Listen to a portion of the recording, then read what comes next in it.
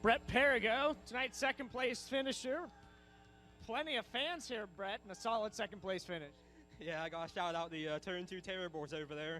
They're all a bunch of good guys to hang out with, talk to. I really like them.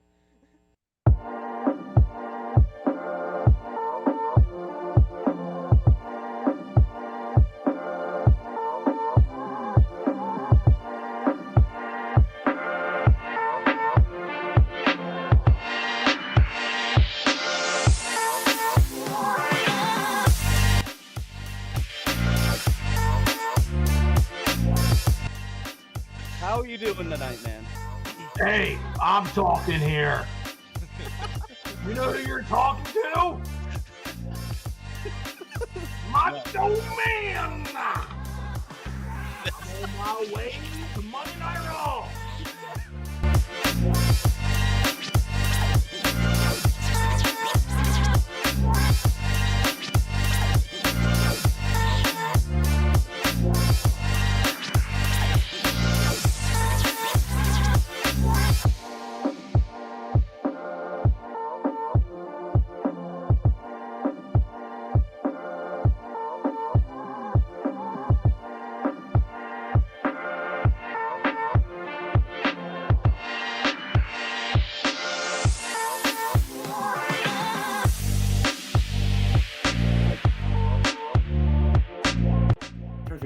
To the second one.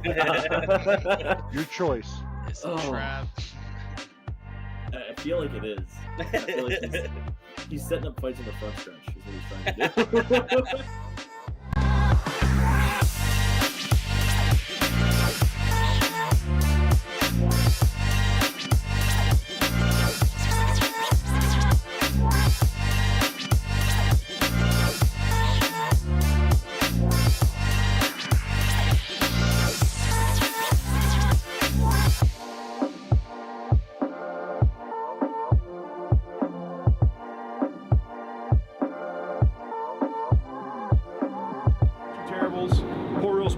Got Devin Borden with us at Keen Motorsports Shop here with Kyle Keen.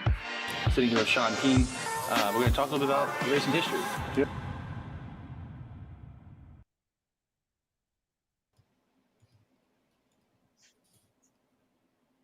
It is Monday, September 9th, 2024. I am Jimmy here with Chris and Jay-Z. We are the Turn 2 Terribles. Thanks, everybody, so much for tuning in tonight. We got a very, very special show. This is our 100th episode. Crazy to see what we have done along the way here. Can't say it was much, but we appreciate every single one of you guys for tuning in every week. I see you, Santos. He says, checking in. Can't believe it's already episode 100. Neither can we. We're not sure if this is exactly episode 100 because we've lost some episodes to the ether in ways, and then some episodes got split, but we're close enough. So we're just going to say, for how special this show is going to be tonight, we're going with it's episode 100 by all means. So tonight, we got very, very, very special guest. This is someone that's been very requested, and we were kind of waiting for maybe closer to the 100th episode to do this. Oh boy. I saw it and I'm like, here we go. He's ready to go. So for this 100th episode, special guest Danny Dietrich tonight. He's in the back right now. So we're going to bring him in a second. But Chris, Jay-Z, we had a great week at Port Royal at the Tusky 50 and everything. We got to see a lot of these people that are in the comments right now and everything. It was pretty cool. How you guys doing tonight? Much better. I get to sleep in my real bed last night. And I'm happy to be here.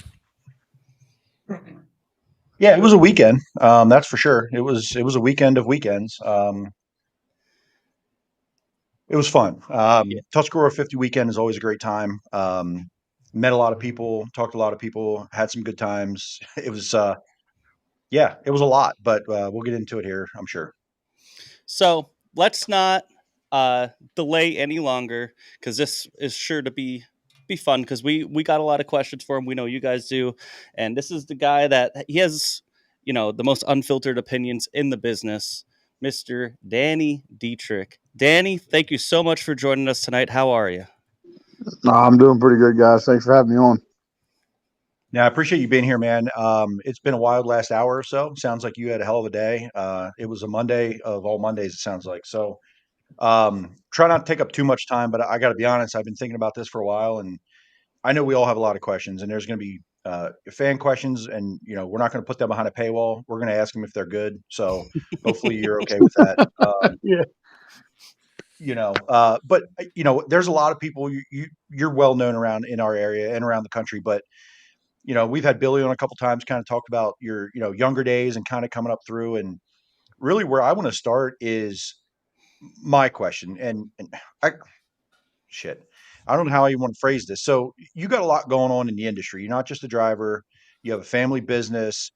Your brother's in the business and races. You got a lot going on that surrounds the sprint car community. So my big question is, what has helped you most in your career? Was it growing up with dad, being around racing your whole career, or was it a combination of dad, the business, learning about this industry and sprint cars that has helped you the most in your career, would you say, of those two? I would say it's probably just growing up with it, with Dad and Bill, and I really don't know anything else other than racing somehow. You know what I mean? Like I couldn't run a register. I couldn't, do a lot of things. I mean, what I can say I've gotten good at is knowing the fundamentals of racing inside and out, whether it be, dealing with the customers and seeing how everything affects them, or racing myself, and what maybe doing this or doing that may have repercussions of certain types, and then just kind of trying to build my own, letting people see my own personality, just being so different than I would say than those people. You got to kind of learn every time you do something, and kind of adjust and build from that, just like you do as a race car driver or something in business. You're always adjusting to something. And and I've thought a lot about kind of everything you just said. All the Side note, Christian McCaffrey's out tonight. So Yeah. if you're like me and you have Christian McCaffrey, that just really sucks. And if you're like me, I'm gonna win one league because he's not in the game. That story, McCaffrey being out story, has been on repeat for like 6 years, I feel like. So I stay away from him. Yeah. Anyway, sorry to interrupt. It's just, all good. You're right. It's another Monday of all Mondays. Another reason. It sounds like he's making bets. Like he told us. No, I have Christian McCaffrey in 2 of my 4 leagues. Oh, oof, that's tough. tough. And not really enough time to go get a backup either. Right. I have the backup. He's on my bench. Right. It's your bet. Yeah. And there's no there. Everybody. Mason. So. Yeah. Anyway. All right. So with you having kind of a hand in all of those little facets, right, and you get to see it from every angle, your personality is outspoken, and you're not afraid to put yourself out there a little bit on a ledge with your opinions. Have you ever had to second with any of that based on not the racing side of it or what a track thinks, but what about the business, the home business? And usually I will say that you're rarely kind of taking the controversial stance against racers. It's more of tracks or promoters or some of those things and what you experience. But have you ever had to second guess yourself on any of that kind of stuff? Oh, absolutely. I mean, I do or say things all the time that make you really I make myself shake my own head sometimes, like, I mean, like just the other week, like I get on there and complain about how late nights are going and how long it's taking for a racetrack to run an event. And then, like the day later, the Grove takes forever and I just get in the truck back out and leave. And Jeremy helps me open up the gate and then I get a fine for doing it, and it's just like, gosh, sometimes I'm just a little retarded when it comes to this stuff. I shouldn't say it like that, but I'm pretty dumb sometimes. And that's the thing with that. And listen, in our circles, I'm friends with some drivers. I blame Jeremy, by the way. He helped me open the gate. I did. I probably owe a portion of that fine. So is that the night of the Sportsman Marathon? We had to watch Brett Perigo destroy his race car. Yeah. It was during that red flag. They were trying to get out of the pits. There was a long red flag, and everybody knew it was going to be extended. It was going to be the long. gate was kind of open, kind of wasn't, and I held it open so he could roll. And they locked the gate; no one else could leave. He was gone. Danny was out, and I was like, "Oh shit!"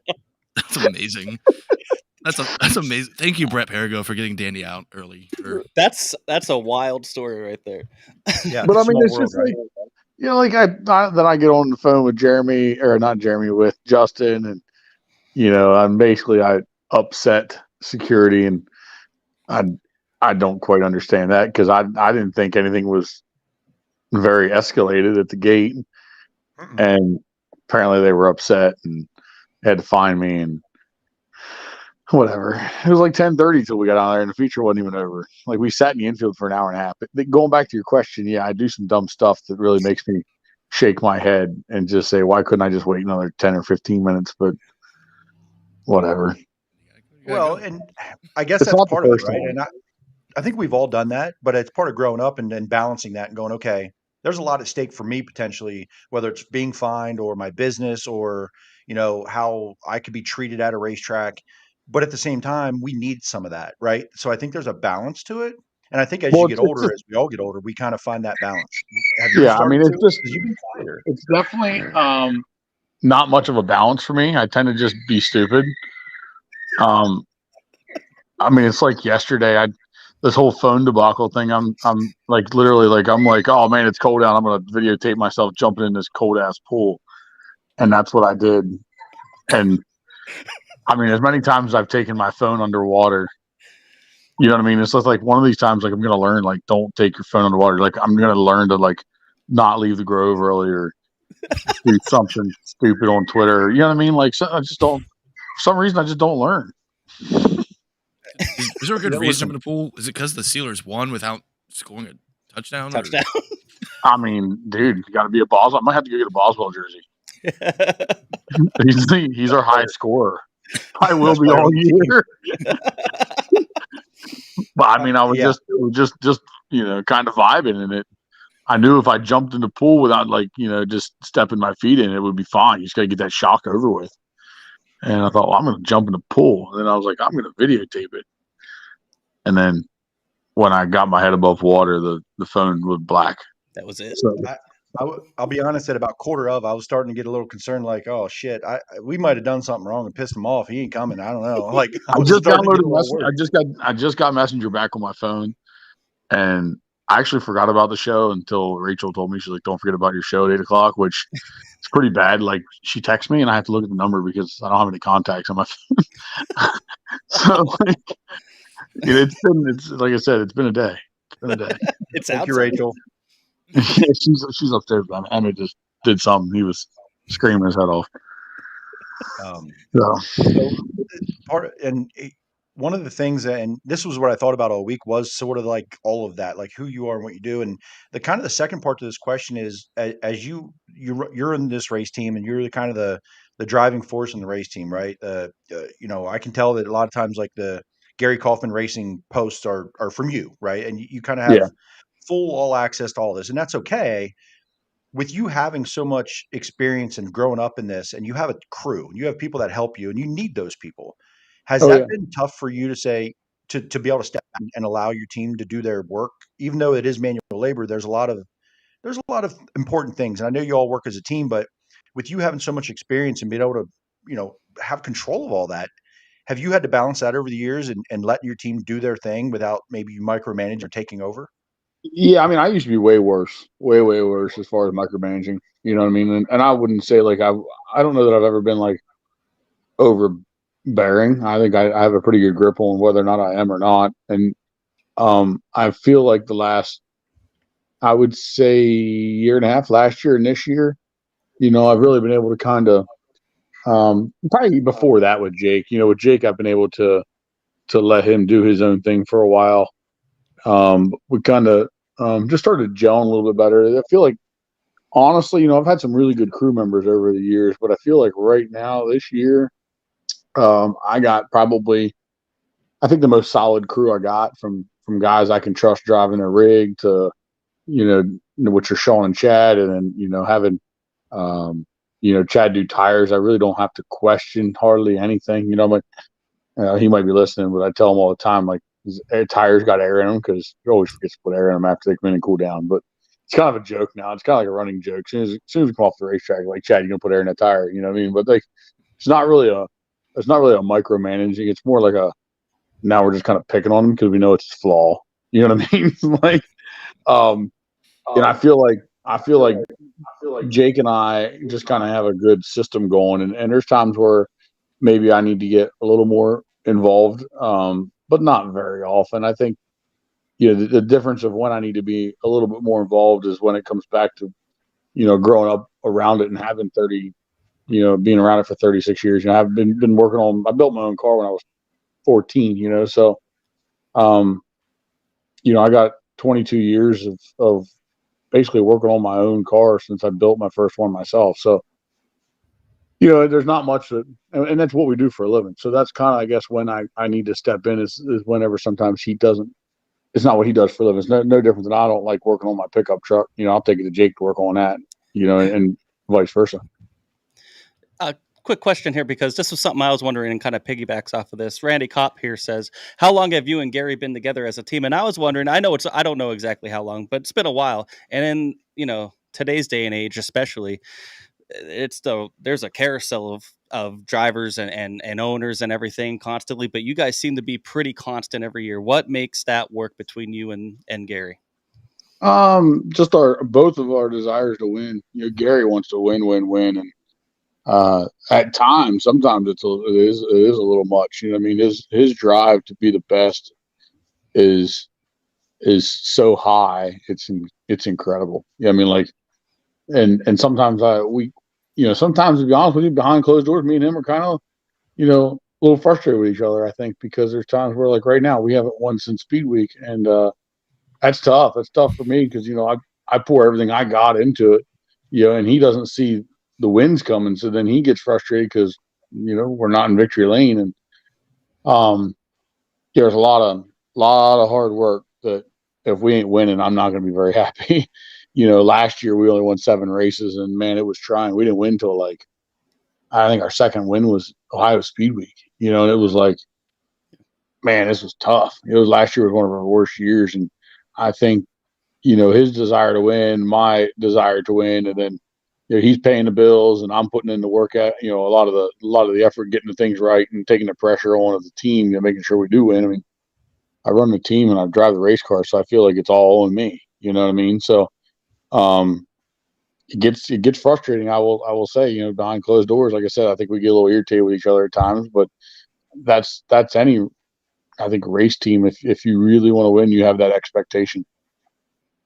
Yeah, it's that competitive drive, and we're not going out there to finish second, third, fourth, or beyond in anything we do, right? Yeah. Played any sports or grew up in any competitive environment.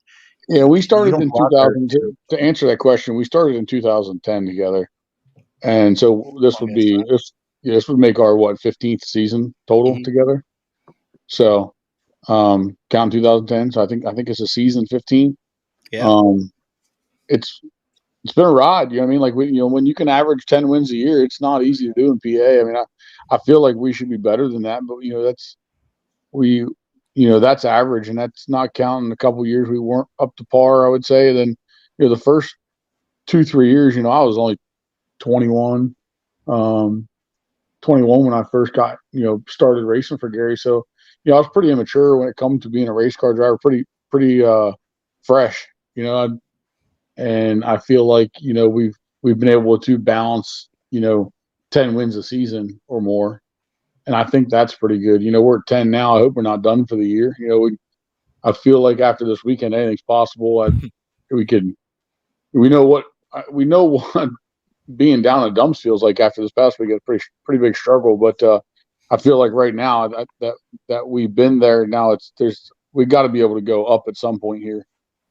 So how do you navigate? You mentioned the 10 wins, all of them before July 7th. You started off the season, you're probably every night won first or second almost every race for the whole spring. And since Speed Week, 6 top 10s. I know that's frustrating. And of course, you're in Knoxville, and that's takes away some weeks here. What's changed, or what's kind of just cut you off the track there a little bit? I think a lot of people don't understand. Even like with Gary, even we had PHP week, and then the week after we went to Lincoln, and my dumbass put the car in the fence on lap 2 of a heat race. That was pretty stupid. That's probably when I get mad at myself, and Gary gets even madder at me. But then we took a weekend off. Then we had the Outlaws here. That's not an easy task to run. Yeah. Up front, and we ran. BAPS wasn't the normal BAPS. I don't understand that, but BAPS wasn't normal BAPS, so it threw a lot of us guys that I thought are pretty good off. But we ran top 10 at the Grove 2 nights in a row, fighting from behind. So, I mean, when you're racing against the Outlaws, it's never easy to run top 10. It's just not. You got to have everything go right to run top 5, and even everything go right and have a lot of luck to win. I think an Outlaw show, they're just tough to do. And then as soon as the Outlaws were out of town here, we left and went to 360 Nationals and had a cracked coil. Motor didn't really run 360 Nationals. Went to Cappy, learned what not to do, and went to Oski and thought maybe we had our car kind of fixed out there in the black dirt, and just got into the cushion wrong, racing for, I don't know, 8th or something like that. And I don't know, Knoxville just isn't our strong point, never has been a strong point for me. So, but before you know it, like right there, I just explained all our races between Speed Week and the middle of August. Yeah. And then even then, that's when you started seeing your top 5 started coming back, and looking at your results there. I mean, obviously this weekend, not banner, but still could be worse. But I mean, like, people don't realize, like, we went a month and 5 weeks and barely raced realistically. I mean, and when we did race, we raced with the top competition in the country. So it's not your results are going to fade a little bit unless you're what seems like Rico. You know what I mean? Like Rico and Kyle are the only ones that really stayed on top. Even David's gotten a little slower, having some bad luck. I shouldn't say slow, but just having kind of some bad luck. And anytime won his first race since May, right? So to your point. Yeah. I mean, like look at Brad. You know what I mean? Like, he's been top 5, but like, I don't know. I think we set the bar pretty high to start the year. Then we kind of get to this point in after Speed Week, and then I think the reality is, A, we don't race as much, and B, when we do race, we're racing against the best competition there is in the country. You know what I mean? All the time, and sometimes like when we go down to Iowa, we're not on familiar ground. We're not, and that's why I get frustrated. It's why I'm not a big fan of going to Knoxville. I don't think our team is really set up to go to Knoxville. We were going racing against guys who got 10 motors and we got 4, So I think that happens. And then, Knoxville has just put us behind. It does every time we go out. Every year we go out there, we take our best engine out there. And this is what happened this year. We took our best engine out there, and, you run 5-6 nights, out there with 410. And you come back here, and now it's Tusky weekend, and our best motor's lapped out. It's that simple. Yeah. I mean, I don't have 10 motors where 3 of them or 4 of them absolutely rip. We got 4, and 1 absolutely rips, and the other 3 run good. But everybody brings their best motor to Tuscarora 50. You know what I mean? Or all these crown jewel races this last half of the year too. Yeah. So I mean, like, I'm sitting in a situation where I'm probably gonna need to get this other motor fresh, and I was trying to kind of hold off and have a motor that had a lot of laps on it, just to kind of finish out some of these non-high, high caliber races. I would say, we got some weekends here where it's like Baps and Lincoln only, or or places where you're just not going to have the Tyler Courtneys and the Brad Sweets and the Donnie Schatz. You know what I mean? You're going to have just your locals, and I don't feel like you need quite as much to get the job done. And probably got to freshen that motor up. That way it's fresher, in a couple weeks, when the Outlaws are back in town. So, and you mentioned one thing you mentioned there was not racing as much. To date, you have 69 races under your belt.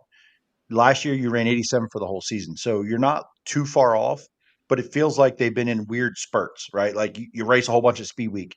You go out to Knoxville for 2 or 3 weeks and you do have some racing, but it doesn't feel like maybe it's the results that do it, right? You're done early. You didn't get to do it all. You crash. Yeah, I mean, you think about like we went to Florida and ran 6 races.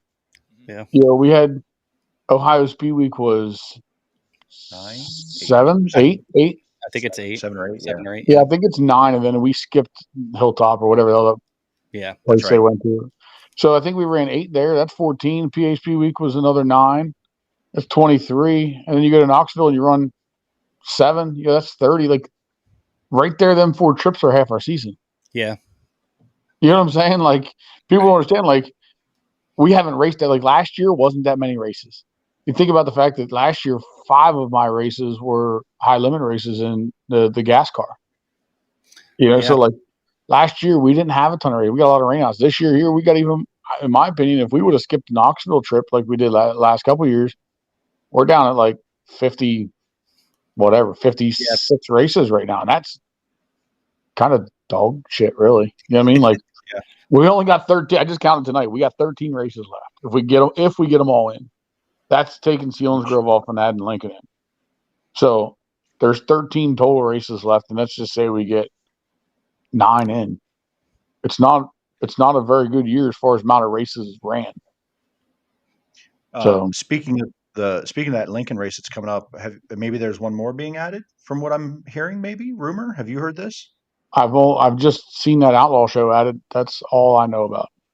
We've heard some murmurs about the night before that race on Friday night, maybe picking up a date somewhere. I'd like to see it happen. I mean, I'm not a big fan of one race weekends. I've always said that. Like, give us an opportunity to like get ready and race that weekend, whether we race twice or once. But I hate going to the weekend just with one race. Like, let us race twice so that way we can, if we can figure on racing. Otherwise, like, you get that one chance of rain. Like, I'd rather go to the beach. The other question I have this year, in particular, is your time trials. And for the most part, most of your career, you've been a pretty good time trialer, no matter where you draw in the field. For the most part, there's always those events. But it seems like what this are year you there's talking been a lot about? of I've been shit terrible. happening.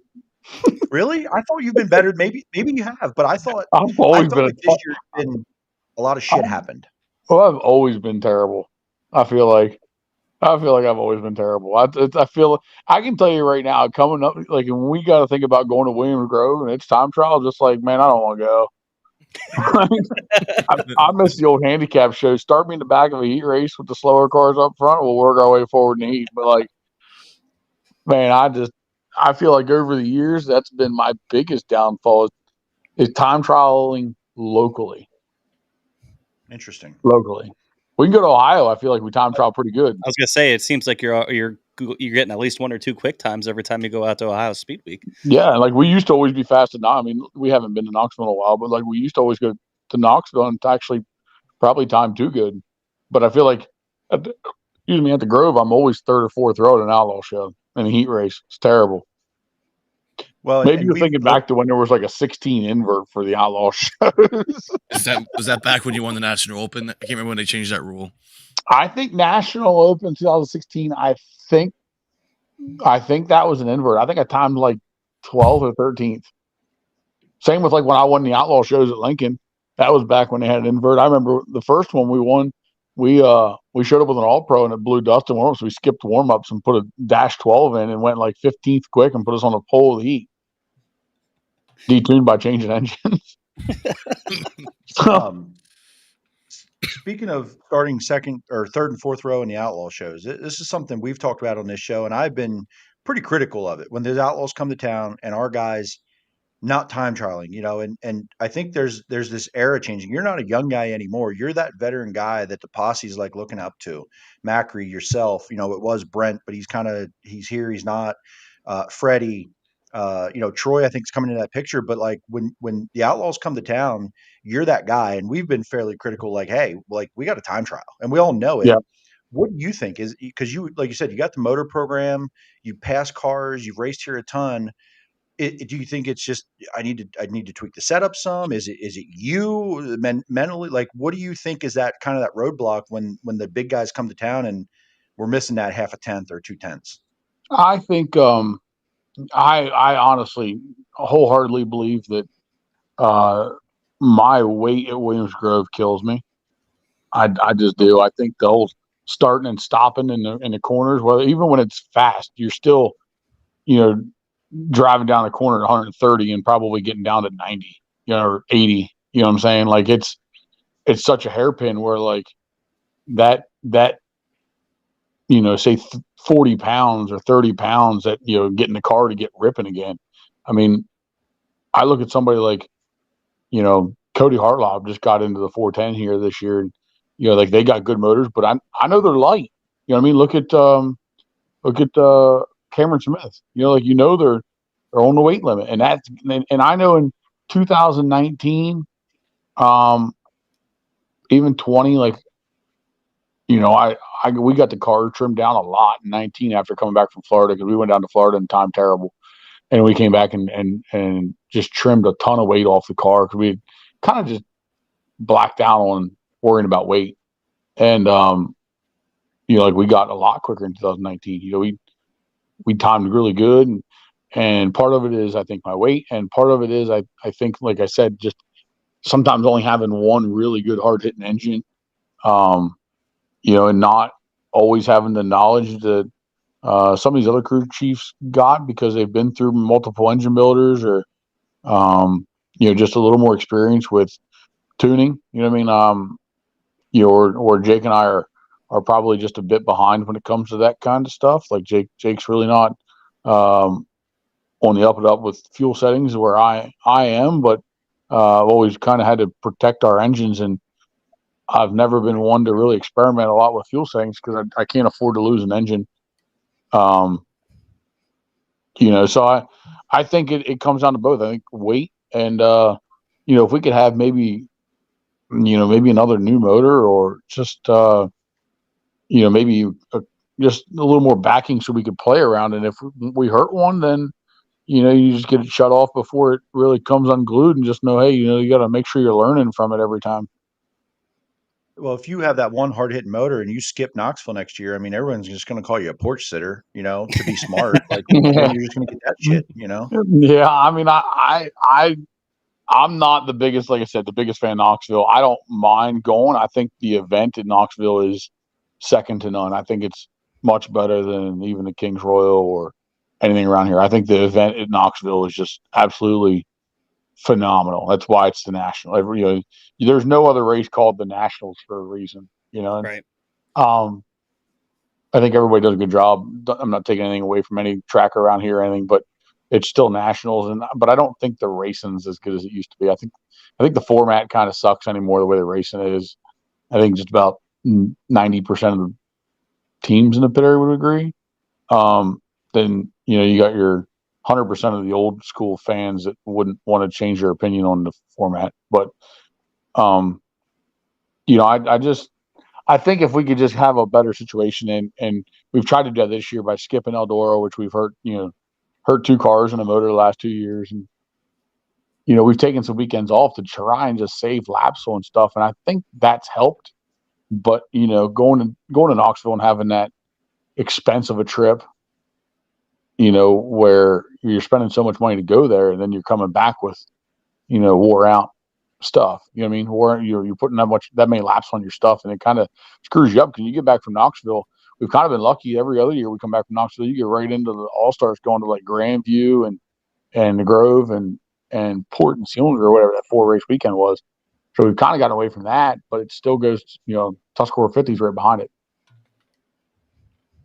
Jimmy, you want to do a couple fan questions? I know Yeah, we let's said go. we would do that if you want to do a couple of those. I'm sure we have a ton more, but we'll knock out a few of those if that's get some people on. Yeah, let's. Well, Jennifer Cool here asked, "What are you drinking tonight?" I have Crystal Light tonight. Oh, okay. No alcohol tonight. Me too. Crystal Light tea. That's what I got. Yeah, I got tea as well. It's been a rough day. If I start drinking anything, I probably won't stop. Sometimes it's better not to get going.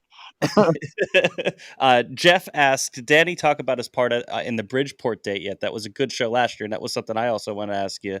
That's coming up, and maybe just explain your hand in that this year, because it looked like they weren't even going to have a 410 race. No, they weren't. I mean, they were going to have the one that got rained out was going to be it, and I kind of talked to Doug Rose at the beginning of the year about dates, and they weren't really working. And I know he had lost money last year on that race at the end of the year, and I kind of felt like I knew some reasons maybe why.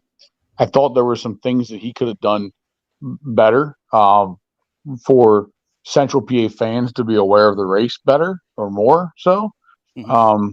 He last year he had a flex start time. I thought was a terrible idea for fans because you don't know what time you're going to be going.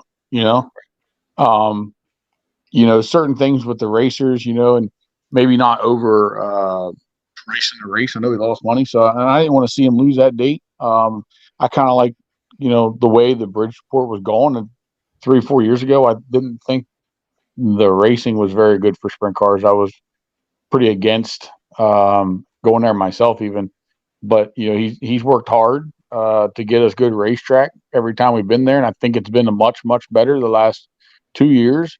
And I really enjoyed what he did for that race with getting the kids involved and having like the trick or treat behind the grandstands, and that was awesome. And then last year, we parked our rig out behind the grandstands, which I'm sure we'll do it again, just for the fan interaction. But I felt like there was just some little things that could have really boosted that race up for the fan side of it. I would love to see some drivers come from out of town, that are on their way to Charlotte or whatever and race with us. But, if we can, get Anthony and Justin Peck and a couple other local guys just to come out. I mean, it's the end of the year. I think nobody wants to let go of the racing season yet, so, I think, we're going to work on making it a nice event, not a drawn out event. We don't want to be a 5-hour show, but I know it's in the middle of the World Series, kind of, if it gets to like game 6 or 7. So, that's a good point. They're outside of Philly. Yeah, and he was fighting the Phillies in the World Series, I think, last year, maybe the year before. Yeah, and then there was also a soccer game too. I think MLS, because you go right over to soccer stadium if you're coming, and they had a playoff game right there at the same time as well. Yeah, so I know he's been advertising it really hard. I've been trying to advertise it at my T-shirt show to fans. I feel like I got a good following that I hope follow over there. Go to Bridgeport and support me. Support us. And I know I told him, I said the biggest thing I want to do if I'm going to be part of it is we're starting at 3:00, and that's just what it is. No flex time unless weather's an issue. But I want to be able to get people where they get up, they get lunch, they head to Bridgeport. They leave before lunch and grab lunch somewhere, go to Bridgeport, and then they can plan whatever they want to do in the evening. Do you want to go out? Do you want to go to Live Casino? You want to go to Atlantic City? You want to go home? You know what I mean? Like, you still have your evening to do something. That area over there has a lot of things to do. If you wanted to drive that way for an evening, there's plenty of places to go. Like when we go down there, we stay in Atlantic City. It's 40 minutes away roughly, and that I enjoy that part of it. I want other people to be able to make a day of going to Bridgeport. So that was one of my key factors was we're going to start at 3:00. And if we got to take a half hour or 45 minutes to do track prep, then that so be it.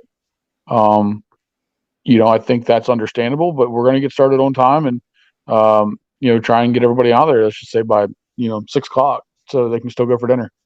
I think that's a great idea. And if anybody watching this has not been to Bridgeport yet and experienced that, is different than if you've been to our track, Lincoln, Port Royal, Selinsgrove, Baps, whatever, it's different and it is awesome. And if you get the chance and you're there and you get to walk out on the track after, go do that, because what you see sitting in the stands looks like high banked. Go walk your ass through the corners and walk up and down that hill. It is something like you haven't seen around here. So I agree. I've been there the last 2 years, I want to say, and for that show, and it is just what sprint cars can do around that place is just unbelievable. Yeah. I mean, I tell you what that place has compared to what our tracks here in Pennsylvania have been lacking is slide jobs. I mean, there is a lack of slide jobs in Pennsylvania anymore. I feel like the tracks just don't. I don't know. They don't have it in the racetrack. The track doesn't allow for slide jobs. It's just the way it's prepped or dry, whatever, But Bridgeport, man, you're pulling slide jobs left and right. Yep. It's the banking to support it, right? Like Yeah, it just correct. doesn't shelve off. I told Lincoln shelves off in 3, Baps shelves off. Williams Grove just too damn far around sometimes. So I think it's just a product of that track features and the runs you can get. You can diamond one end, get a run, and throw a slider on the next. Like that character it has creates some of that for sure, I think. Yeah, I agree. So I hope everybody can come out and make it.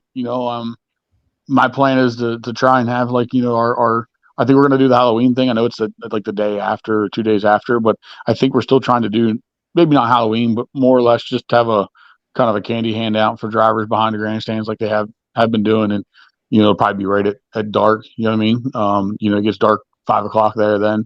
So try and do that. And we got some other little ideas. They're just kind of starting to, I wouldn't say just start to form, I guess, but, we're really starting to kind of, now that some of the big races are past, starting to focus on. It's kind of hard to shine over top of the Tuscarora 50 or National Open or Knoxville or Eldora. I mean, it's kind of hard to go out promoting your race while those are going on, and you're kind of just being shadowed by them, Yeah, it gets pushed off to the side until people's focus changes. I think after Natty, that week after Natty is done, I think that's a big week to really put a full court press on, because that's the big ones. You get the Knoxville, and then you get to Tusky, and then you get the Natty Open, and then it's like, okay, what's left? And I think that's a lot of it ends up being World Finals conversations, but it needs to be, whether it's the BAPS Final Showdown or it's the Bridgeport race locally, that full court press probably like the Monday after Natty is like, okay, now what? And I think a lot of people are like myself, they get past Tuscarora 50 if they're a race team and you legit get your calendar out and you count how many races you have left. Like that's something I feel like I do every year. We get to Tuscarora 50 and then you're like, okay, we got National Open, but what do we got before National Open and after National Open? So you start doing your logbook, you're looking at your calendar, and it's kind of like, okay, well, this race pays this race pays that, trying to figure out where you're going to lap your engines down at. You know what I mean? I think every race team kind of does that.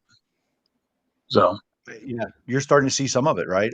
We're friends with Kyle Keene, and he said, I'm done for the year based on my laps, based on my motor situation.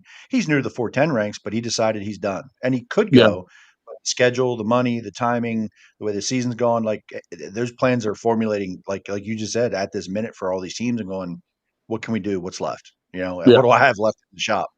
Yeah, and I'm sure fans are kind of that way too. I mean, everybody can see now there's like no Sunday races, which is good. I talked to some promoters at the beginning of the years when they're doing their schedules. I'm like, listen, y'all need to remember it's kind of hard to race against, footballs on Sunday. You know what I mean? I think the vast majority of sprint car racers are probably NFL fans. I would say 75%. And I'm going to say that out of them 75%, 50% of them would much rather just at this time of year, sit on their couch or sit outside on their deck and watch football. Yep. So, yeah, I could hear that. Jack Gunter here asked a question. In your opinion, what is the perfect layout / size for a track, and how would it be prepared? I personally think that a place like, I'm going to say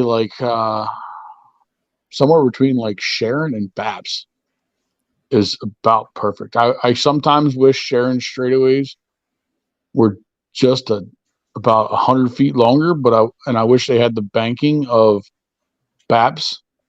But I think the way that Babs builds a cushion, and I think the way that you kind of have two completely different ends, I think it's cool. So like somewhere between like a Babs and a Sharing, I think that's where I would have to go. I mean, ultimately, probably one of my favorite tracks to race at is Fremont, but if I had to just pick one to build, it would somewhere be between the two. Yeah, I talked to a lot of people about BAPS, and there's people that live around here that go to BAPS and still don't understand how good it can be and how good it's been most years in 410 racing. And it's probably one of the better 410 shows that gets put on every year throughout the year consistently. This year's been a little up and down, but I it's truly something believe about the place and the shape.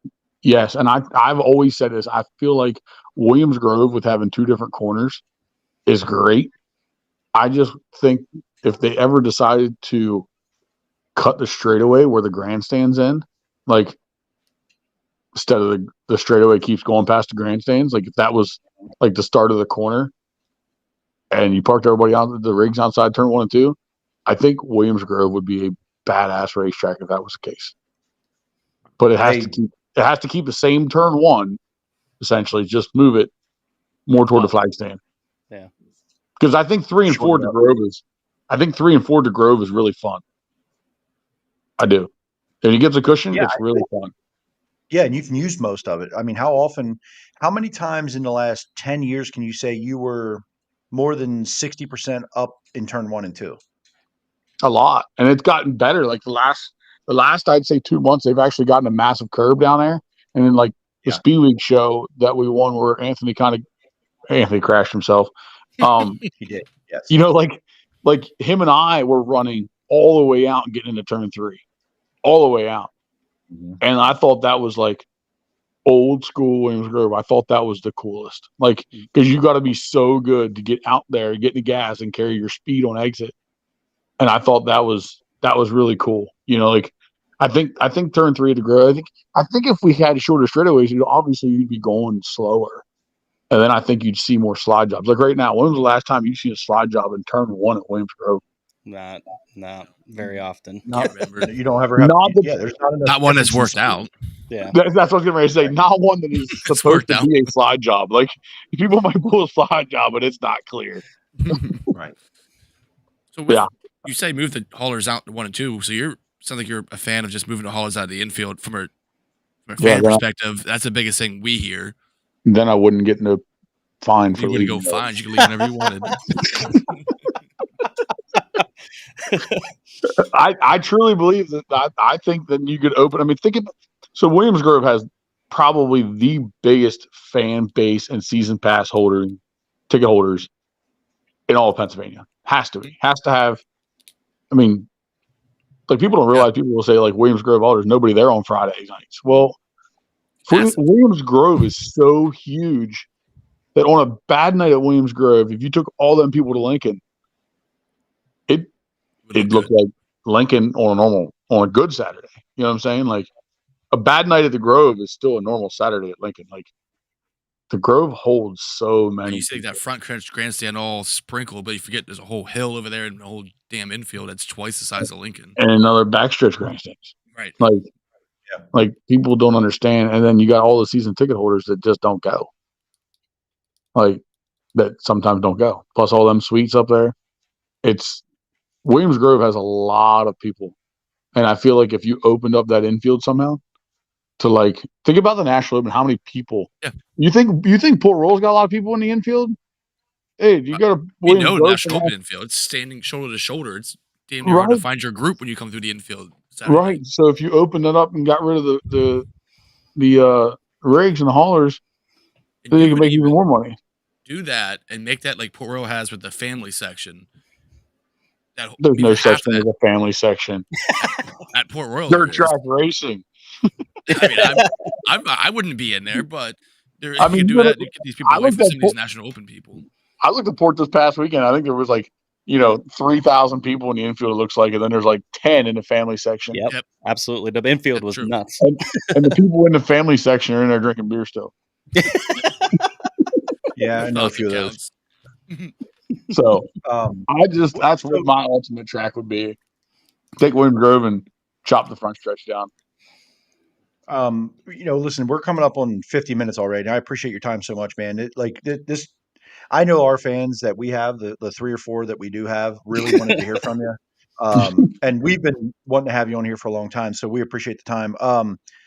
Give me your thoughts about the weekend, not necessarily from your perspective as a racer, because we know it didn't go great, but give me your thoughts on, how the Tuscarora 50 weekend went from maybe that 1,000-foot view, because you have some investment up at Port Royal, especially with the Weichert, which announced a 3-day show next year, which is a bold take, but we'll talk about that for another day. But I'd like to get your thoughts on the weekend and the surface between Thursday, Friday, and Saturday. And obviously, everybody's up in arms about Saturday. And listen, I don't want to get any of us in trouble by saying anything negative, but I think we also can have opinions and express what we feel and think, and we don't have to be right, clearly, because we're wrong a lot here. But I would like to get your take on kind of what you thought, how the weekend went with the track and the event. I thought the event. I think Port Royal's event is great. I think it's no nationals, but it's good. You know what I mean? Like, they got enough stuff going on during the day. From, I think I heard a band playing to, they got the fair. I mean, it's Fair Week, man. Like, just stuff to do all day. Yeah, I mean, it's hard to beat Fair Week. Everybody says about it every year. Fair Week. I mean, but I think the racing.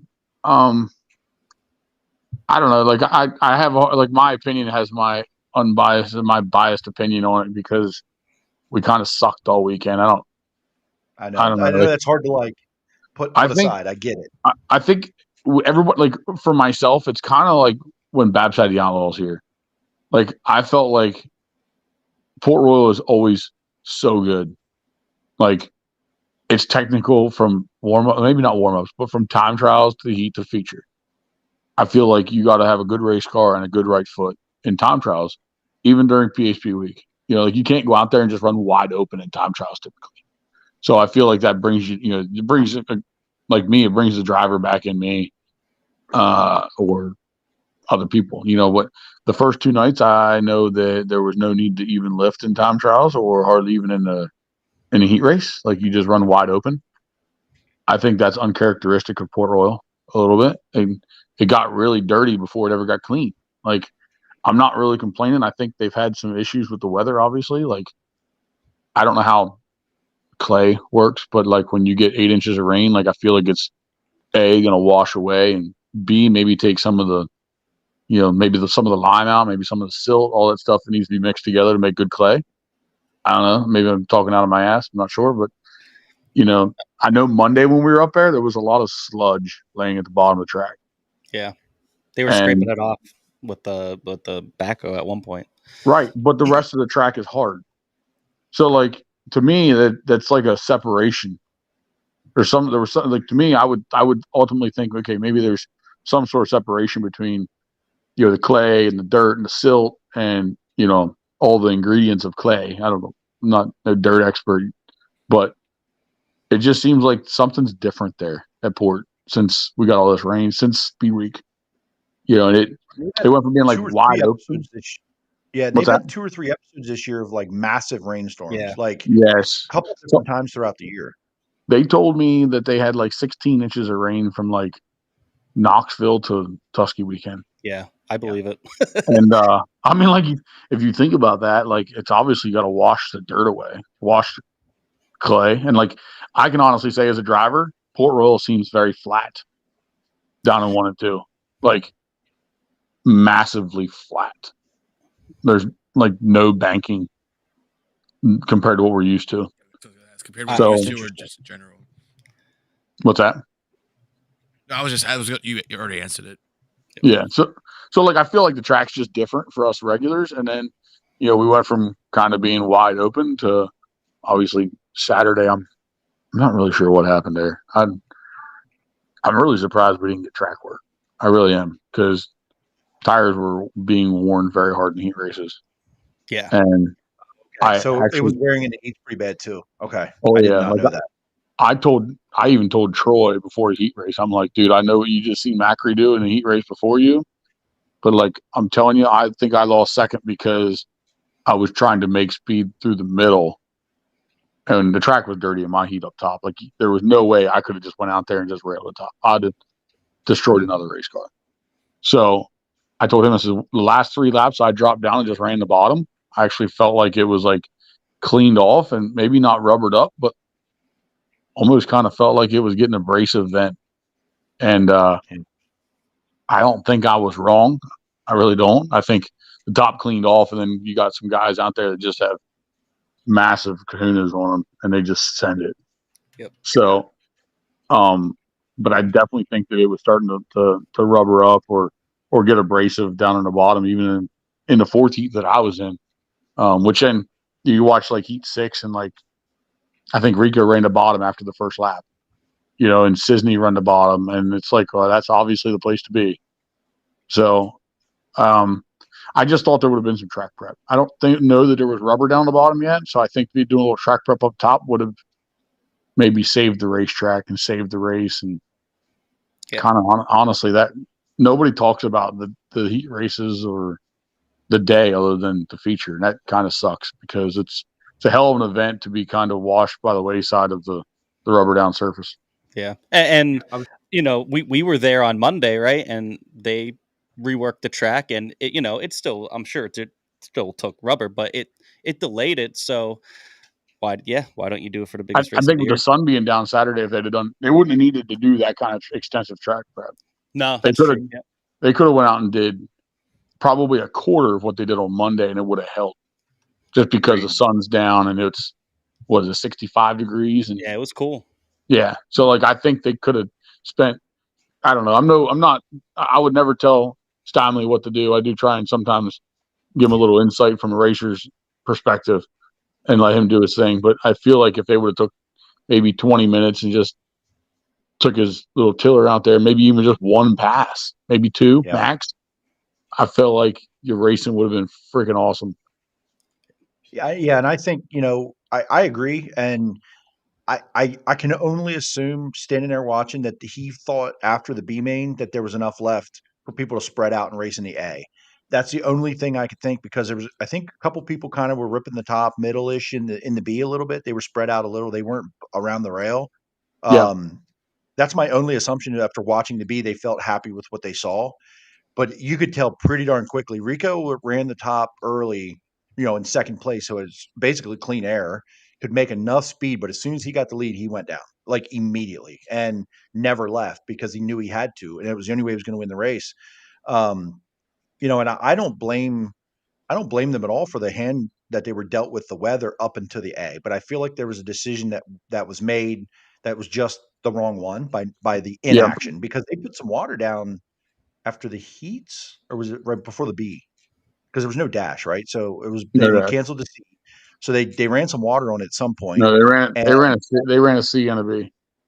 They canceled the C the night before. C the night before, yeah. So, but they put some down, and it was pretty good. It was okay. But for a 50 lap A coming, I feel like something had to be done, even if you were kind of happy with it.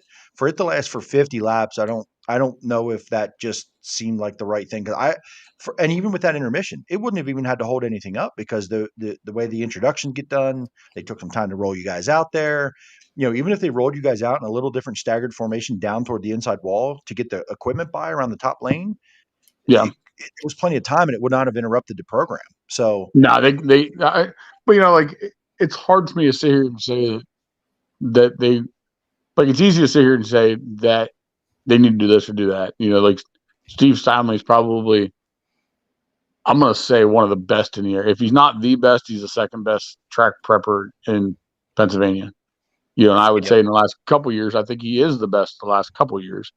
So I think he probably just misread it, or, he was hoping that, we hadn't had a track that was kind of cleaned off all weekend. It seemed like it went from being like locked down wide open to like kind of like dirty, and I think he was just trying to, I honestly think in his mind it was just going to get cleaned off and be like old Port Royal, where it just got black all over, and it didn't do that.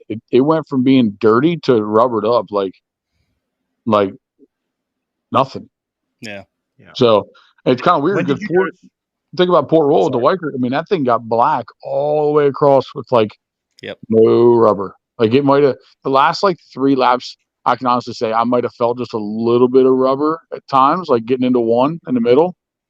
But I just feel like that they are misreading the racetrack too. And like I said, maybe it's due to all this rain they got, and maybe it's stripped the track of some of the nutrients it needs to have a good surface. Yeah, and I know a lot of fans were disappointed with the way it went, but I'm sure the most disappointed out of everybody is probably Steve. You know what I mean? Oh, Because yeah. he takes a lot of pride in that track. Oh yeah, absolutely. I mean, that's his baby. He likes to play with it. You know what I mean? Like, so yeah, I'm sure it'll be in the back of his head for sure. The next couple big weekends they have up there next year and the year after. For sure. Them guys don't forget about stuff like that. It's like losing a race on the last lap. You know what I mean? You don't forget that kind of stuff. Yeah. Yeah, agreed for sure. So you said you have a bunch of races left this season, 13, I think, which sounds like a lot. I feel like we're like about to wrap up, but inevitably one of the National Open nights will get rained out because that's what happens at National Open. You're a hater. I'm not a hater. It's just weather, buddy. I can't control know. it. I'm sorry, Chris. That's just the way the world works. Thank God it's not 3 nights though. Oh, shit. The place doesn't race like Port Royal, so thank God it's not 3 nights. I don't think we could survive another 3-night camping trip together. Yeah. Anyway, so that's my question I do every time because we're going to get you out of here. I think we're about that point. So I've asked this to every driver we've had on that we've never had on before. And I know you're a guy that won't shy away from this, so I'm asking it.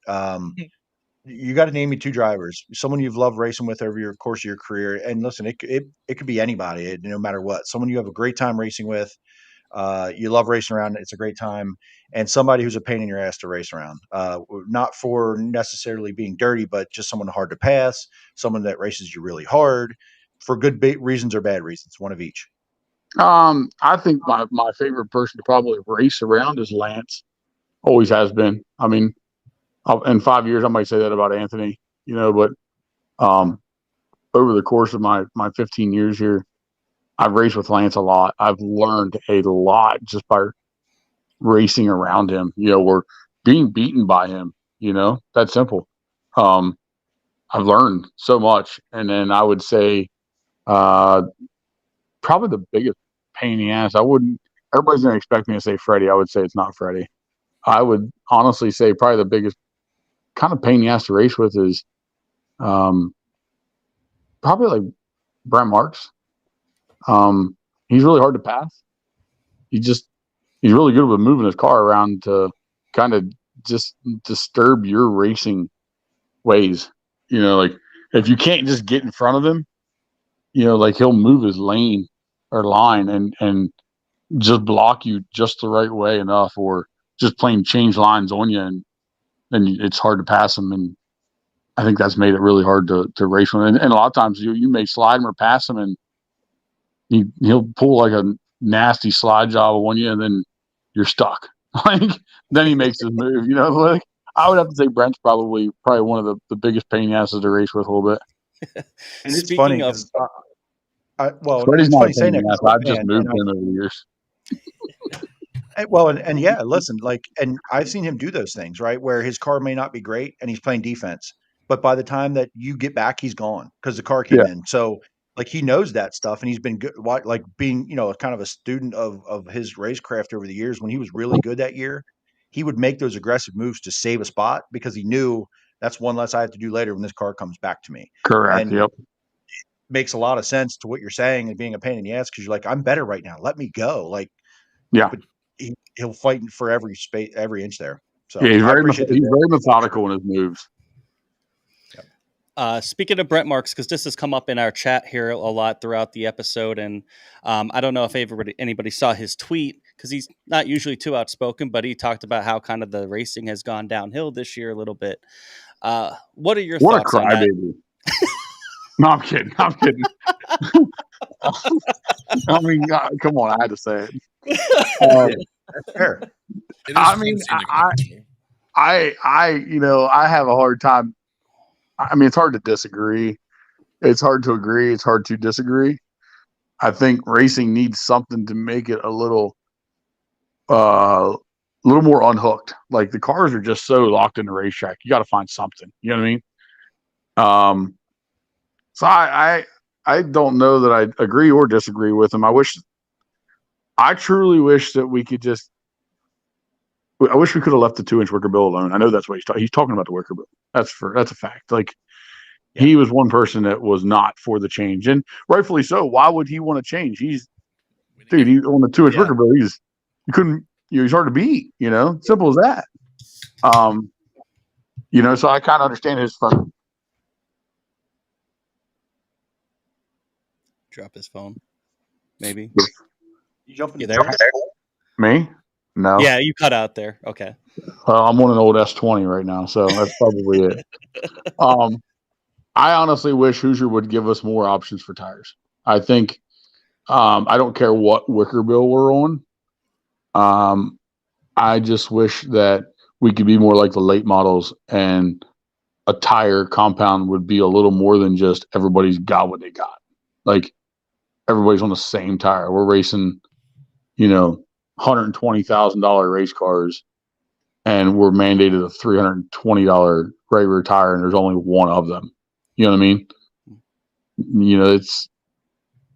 I just think Hoosier could do a better job when it comes to giving us more product, more options. Like I'm sure they have a line made to make, say, 92-inch left rear tires. Well, guess what? Nobody buys 92-inch tires. So, find another rubber, maybe a rubber from a late model. I don't even know, but find us another rubber to go to a softer and a harder. Like what we have right now is so in the middle. It's like what I would call, it's like the transgender tire,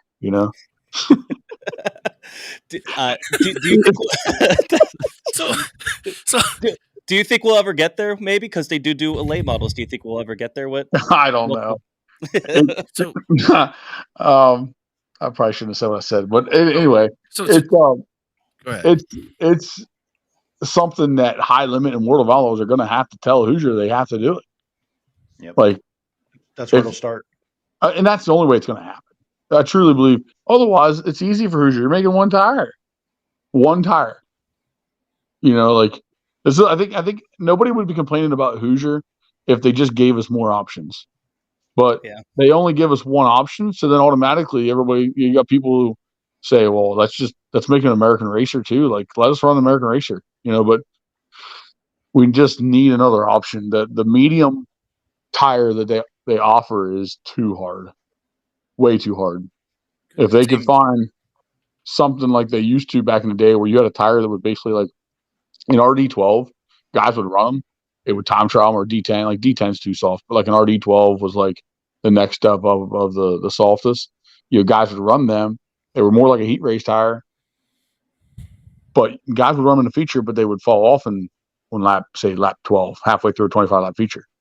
Where then they made an RD15, and they made like D10, RD12, D12, RD15, D15. They had 5 different compounds, and I thought that was back. That was back when they had the best racing. That was back, when Doug Esch was in the Leach car and Fred was still racing probably the Hars car. Yeah, that sounds right. Around that sounds right time. Yeah, I would say it'd be the Leach car, the Hars car, and maybe the 77 for Lance. Yeah. No, it'd probably be Greg in the 77. I think Greg, yeah. Greg, yeah. So it's just like one of the things where, like, dude, just if they would just give us a better options. Yeah. So couldn't you do the same thing if you're going to get real crazy? The wicker bill, don't just make everyone run the same thing. Give you options, nuns, 1 or 2. Give it a limit, or even do dish wing or flat wing. You choose. The more options you have, the more combinations teams can play with.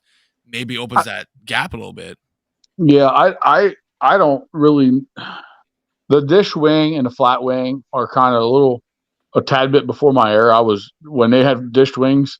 I think I hit the last year, 2009. I think when I ran for my dad just at Lincoln, they allowed a dished wing or a flat wing with a wicker bill, 1-inch wicker bill. So I was kind of in the transitional period. Other than that, I ran through with funky wings. So, I don't know that I have a very good opinion on a dish wing.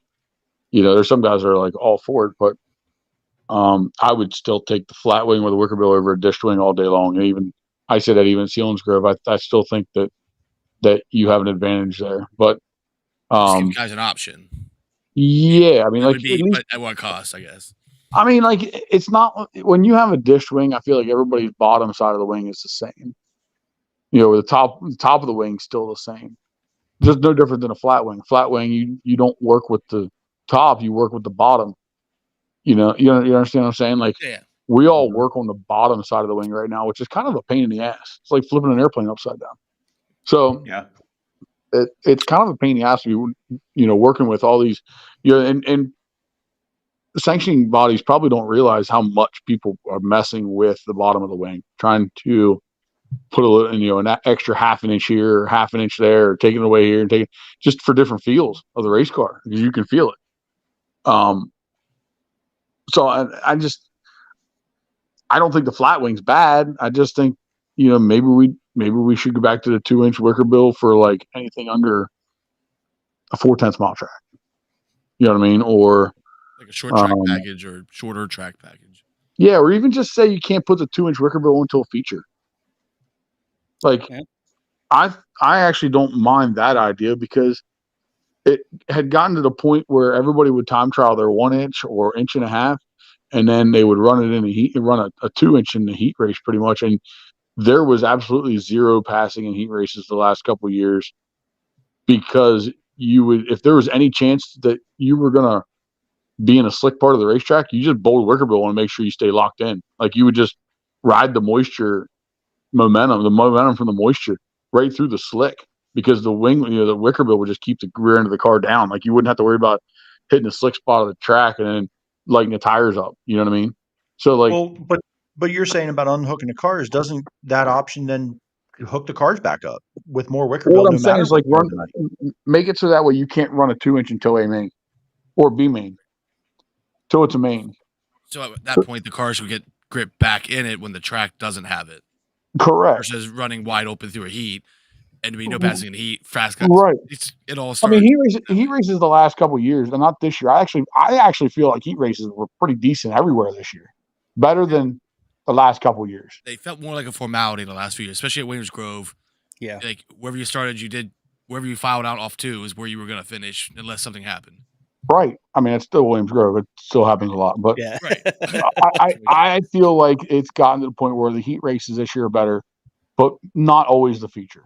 I will agree with Brent in a sense where like maybe there's a way of making this work for kind of everybody to keep the racing good all night long. And I would have to say that if I was gonna not play sides and pick what I think is just best, maybe a little more work for teams to know when you can put it on and when you can't, because it would, it's like nothing else. Like everything else, you would have to just learn when you can or can't do this. No different than when you can or can't put a new tire on.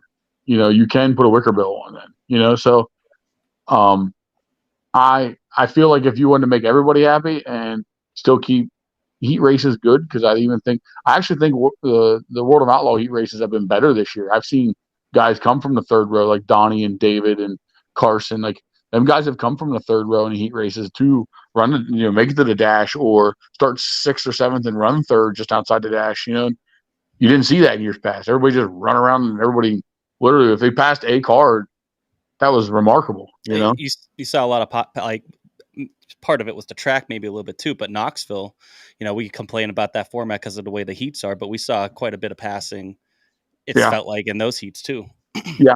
I thought that there was way better racing in heat races this year with 1-inch wicker bills, but I honestly, I will kind of go with Brent and say it hasn't done as much come feature time as I kind of expected. You know what I mean? Like at times it is tough to get into the racetrack.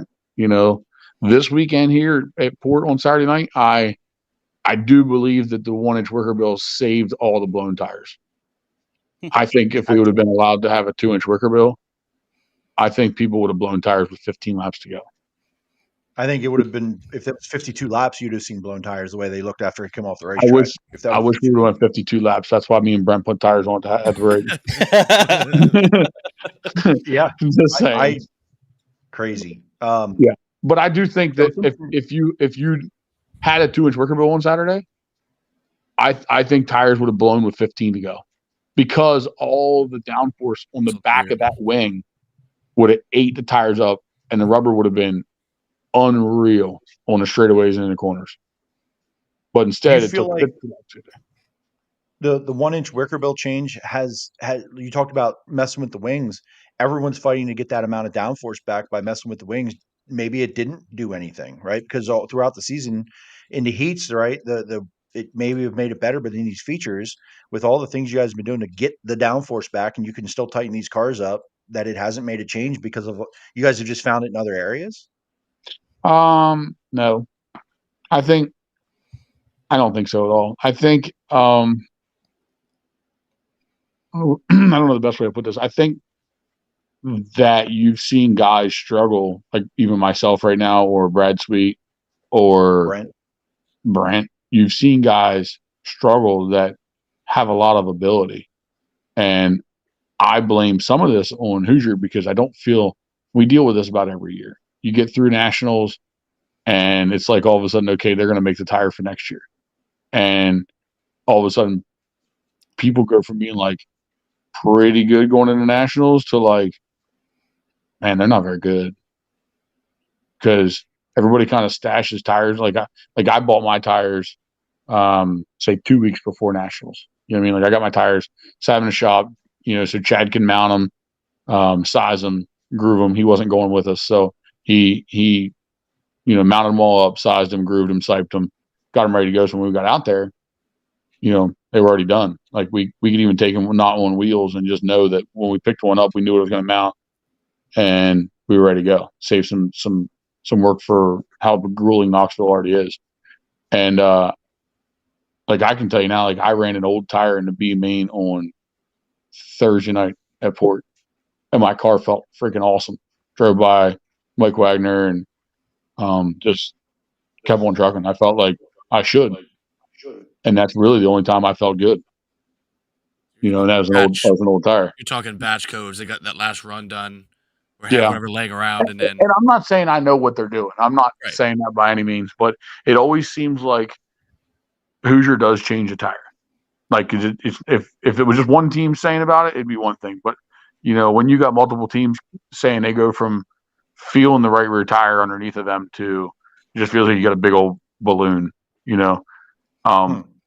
It's obviously not just a car or a driver. Like we're pretty good at getting cars to work, but when you got, for myself, for instance, you got 10 wins this year, and all of a sudden you can't even feel the car, and you're like, man, there's really nothing changed. It's the same style car. It's a brand new car. Scale's good. Shocks are all good. You know what I mean? You got 4 brand new torsion bars in it, and you go out there and you feel like you're sitting on an ice skating rink, and you're like, man, I got to change something. And you this past weekend, we get a little frustrated, and we're like, man, we got to fix our car. So, you try and start thinking outside the box just a little bit, and you try maybe a little different bar combo that isn't like it's off the wall. It's stuff you've done at a place like Port before, but you can't feel the change. Sometimes you only feel the change when you bolt another tire on. If that makes any sense. And like, I'll be honest with you, Saturday when we changed tires at the break, I wasn't very happy during the break when we changed tires. And the reason was because the tires were on top of the mule for spares were the ones for my heat race. And I already knew I didn't feel good in my heat race. Like I wasn't very good. So like, it's like, okay, I'm going to put them on. I don't feel like I'm going to be better. I wish we had different tires, but we're going to play the tire game. We're going to play longevity here. We're going to hope people start blowing them. And then next, one after another, and we still got tread. Yeah, you're in the top 10 and you got something left. Right. But I know Saturday we had obviously 2 brand new tires on, because you time trial a new one, ran the heat race, and then obviously put another brand new one on for the feature. And, that was another new tire. Like Thursday night, we still had some old tires left from our Knoxville trip that we had put on for the B main, ground them, went out and honestly kind of felt like a badass a little bit. Felt like me. You know, if you can pass, honestly, let's face it, if you can pass Mike Wagner at Port Royal, he's been pretty damn good up there this year. Yep. So, got something especially when the track's wide like it was in the B on Thursday, I think that's when it started getting good. But like I felt really good, and then we took them tires off and go out for the feature, and just didn't work. Just didn't feel good. Drove up to past like 6 cars from the start. Everybody went to the bottom and drove around some guys, and then all of a sudden it's like, man, I'm right back to feeling like an O1 again. You know, feeling like just every other Tom, Dick, and Harry that, you know, hasn't won a big race up there this year. You know what I mean? Like, Yeah, right. It's frustrating. You feel like somebody who hasn't been there, and they scratch their head every time they go. You know, that's what we were doing this year, and I think that a lot of it had to do with. I think a lot of it has to do with tires. You know, it's something that we're struggling with right now. And the crazy part is you talked about having different options potentially, but they can't get this one compound to be consistent, let alone 2 or 3. So holy shit, you guys could be just with your freaking eyeballs spinning out of your head, figuring out what the hell's wrong with your car when it's a variable you could try a different compound. Yeah, well, it's a variable you shouldn't have to mess with. Like you should just bolt it on and know I got what I got. It's consistent. Imagine one compound. Now they can screw up 3 of them. Yeah, I don't know. Like I don't know what goes into late model tires, but I know they have like a LM or late model 2, or I forget what it's called, but it's there's a 1, a 2, and I think a 3, and like nobody will run a 2 because they're junk. Like everybody's on a 1 or a 3, I think it is. Yeah. But I think it's kind of odd that that's how it is. It's kind of like, okay, well, why is the 2 so junk? And then next thing you know, you'll probably hear somebody be like, oh yeah, the 2s are great now.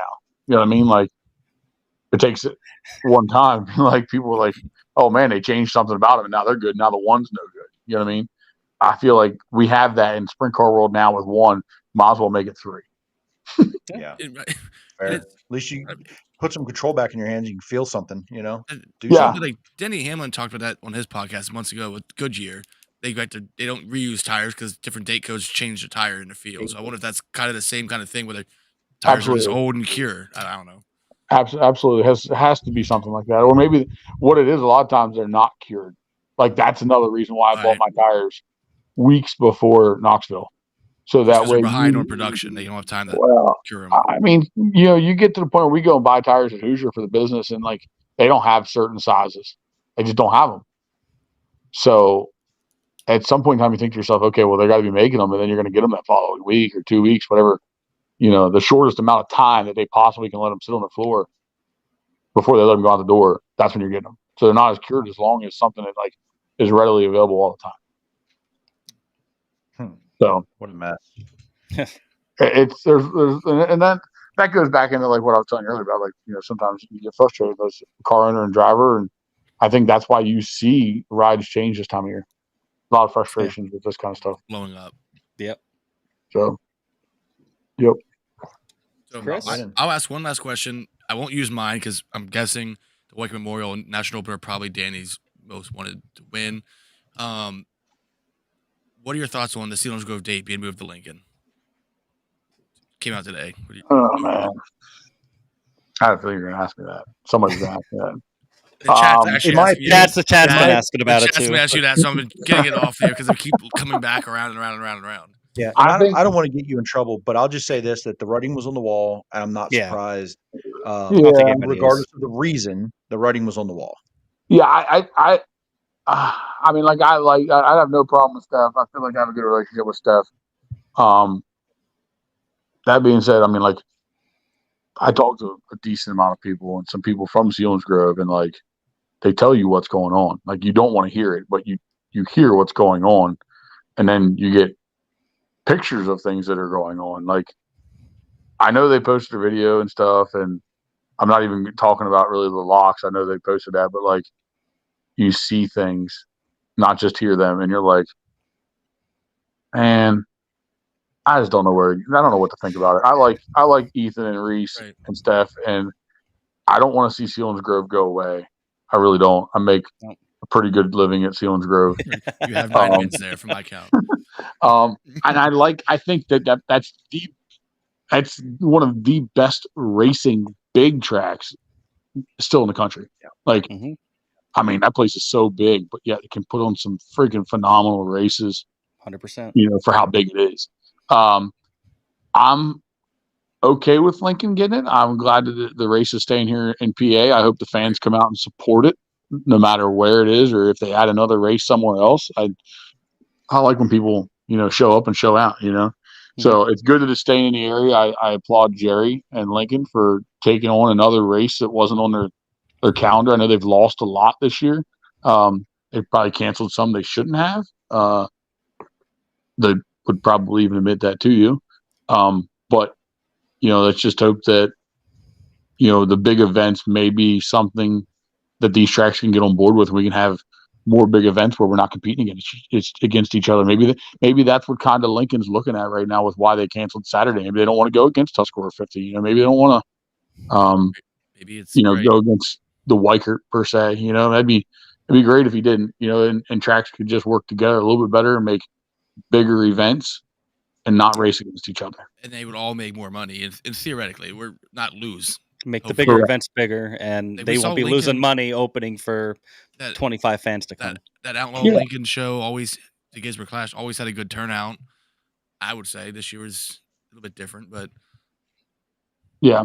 I mean, it's going to be tough no matter what. I mean, prices keep going up for things and everything gets more expensive. But, like I said, if everybody, I mean, by that time of year, man, there's not that much going on, and maybe it'll be really good for, I mean, Lincoln's lost like 15 races this year. Some of them are maybe a little self-inflicted because they canceled when they really shouldn't have, like this past Saturday. But if their mentality is don't go against the big races, then I applaud them.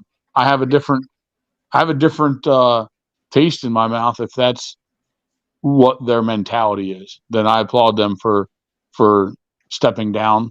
And hopefully Port steps down for maybe Lincoln and Williams Grove, and Williams Grove steps down for our Wycombe Memorial. And you don't have to stretch things thin. You can maybe even take a whole weekend off. Like take a whole weekend off.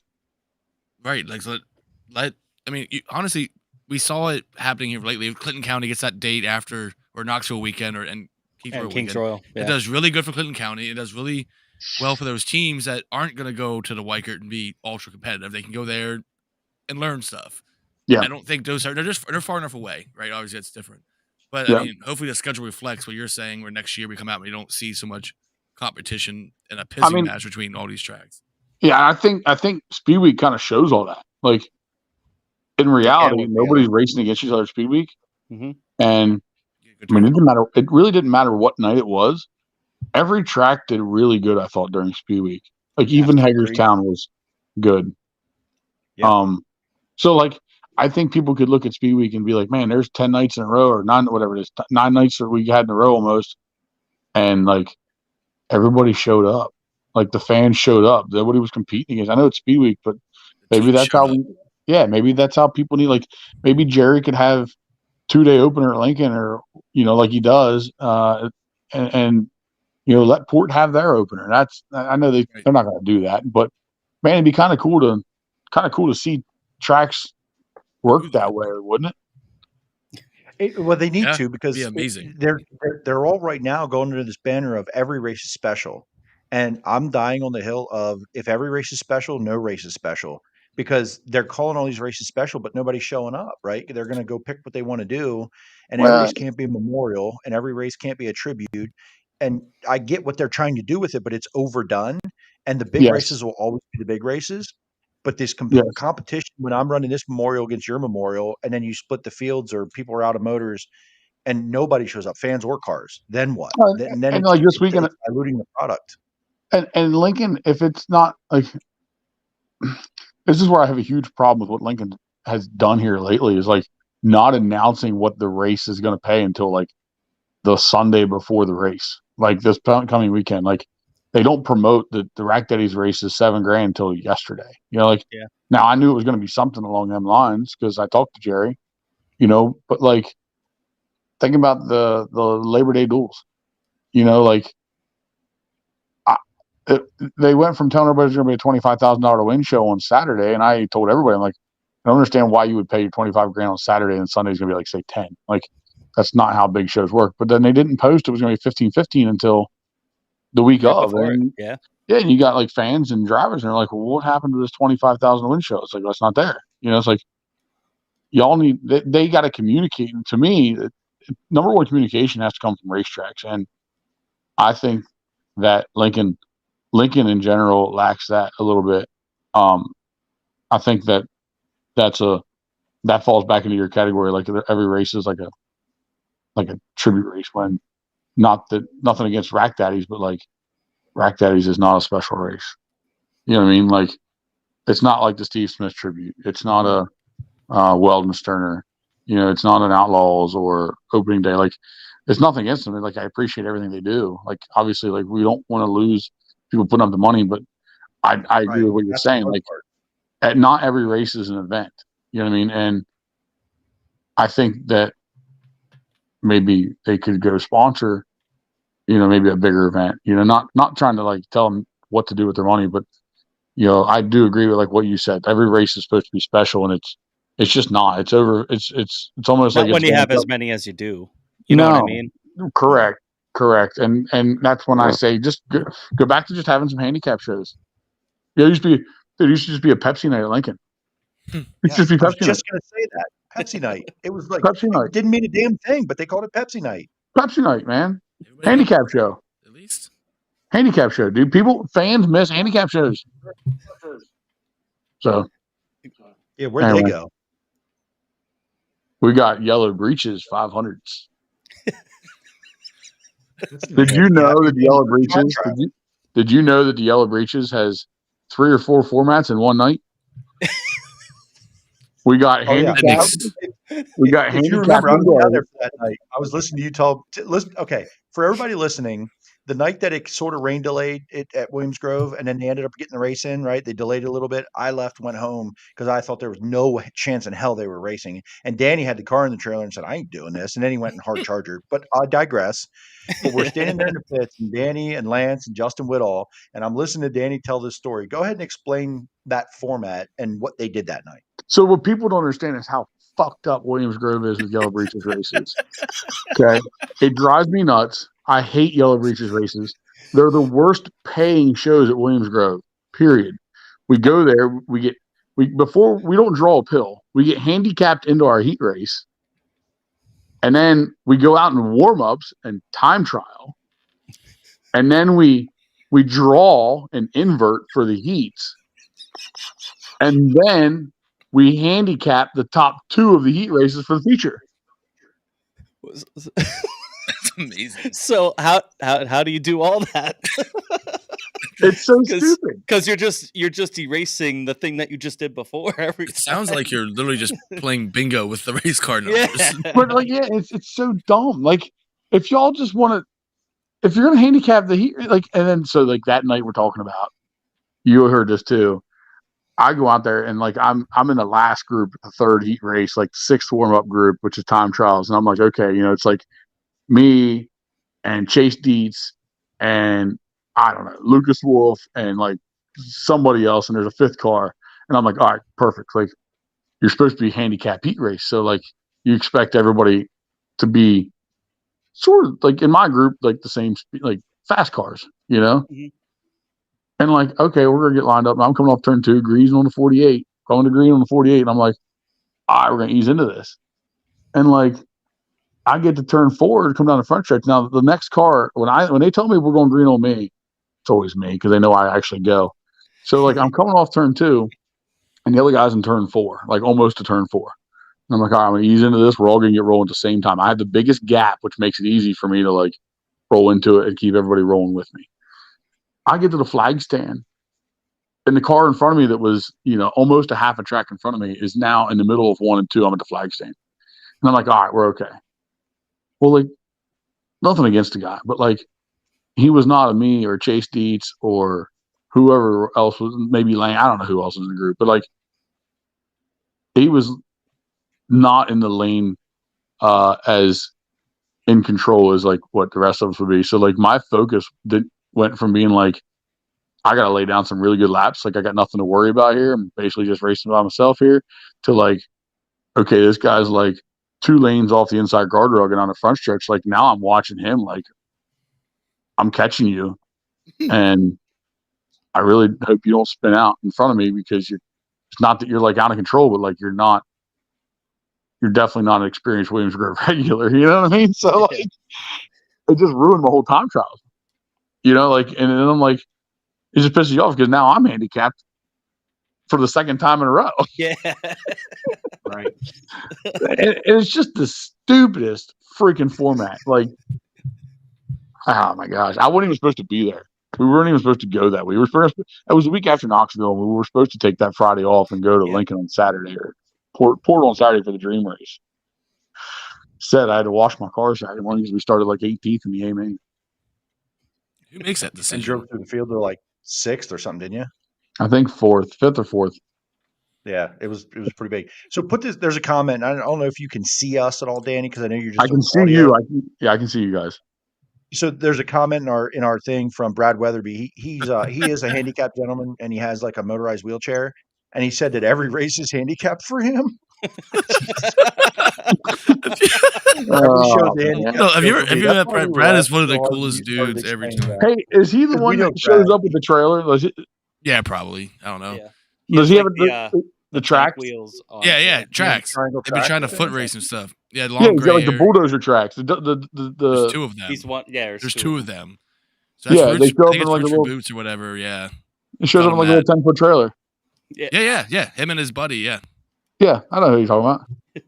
Every show's a handicap show for him. Does he ride in the trailer or does he ride the truck? I think if you. I don't know. I mean, you could put a screen in there. He could probably be gaming all day long in there. I'm not sure. Like, be a little bouncy. Oh, Chris Frank wants to know why 410 guys don't go on green. Don't go on green. Oh, wait, whoa. Okay. Chris Frank blames other people for his mistakes. Dan, you went on a rant a couple weeks back about shows taking too long. But when I see y'all go out there and idle around with green flag out for 4 minutes, it feels like, and nobody wants to go. I go. I always go. And then you go. And then feature time comes and the pace truck's making its laps and they're telling you how many laps. And I never fails. No one backs their damn car out until about lap 4 or 5. We could be on the racetrack. What have y'all been waiting on? We had fireworks for 25 minutes. That's on them. Start the pace truck sooner then. Fuel. You got to put that, keep that weight. Jay-Z, dude, I hate sitting in my race car, so I know I got 5 laps. I'm not waiting until a lap. I'm not going on lap 1. I am the last car back down 9 times out of 10. But you got to realize my timeline is dependent on that pace truck. Start the pace truck sooner. Hopefully they're listening. 3 laps. Get that pace truck doing about 90. Get this shit over. It did get faster after that post. I swear to God, last time we were at the Grove, I told the guys, I'm like, man, that pace truck must be going fast because we're on lap 3 already. And I'm like, there's no time at all.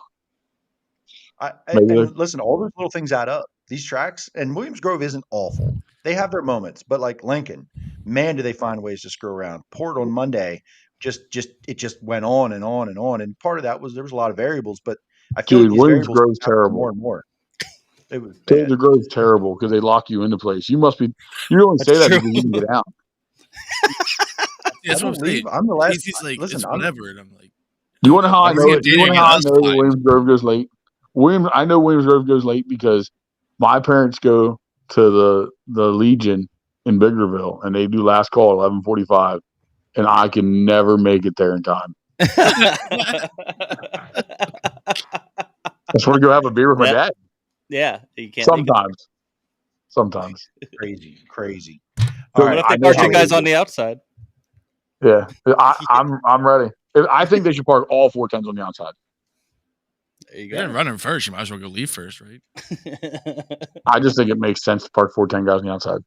Because technically, if you guys are the first ones. If Williamsgrove got their shit together and built a gate on the backstretch, then you could literally close off a gate and a catch fence, and you could let your fans in the back pit area to see your 410 drivers while the 3 for racing.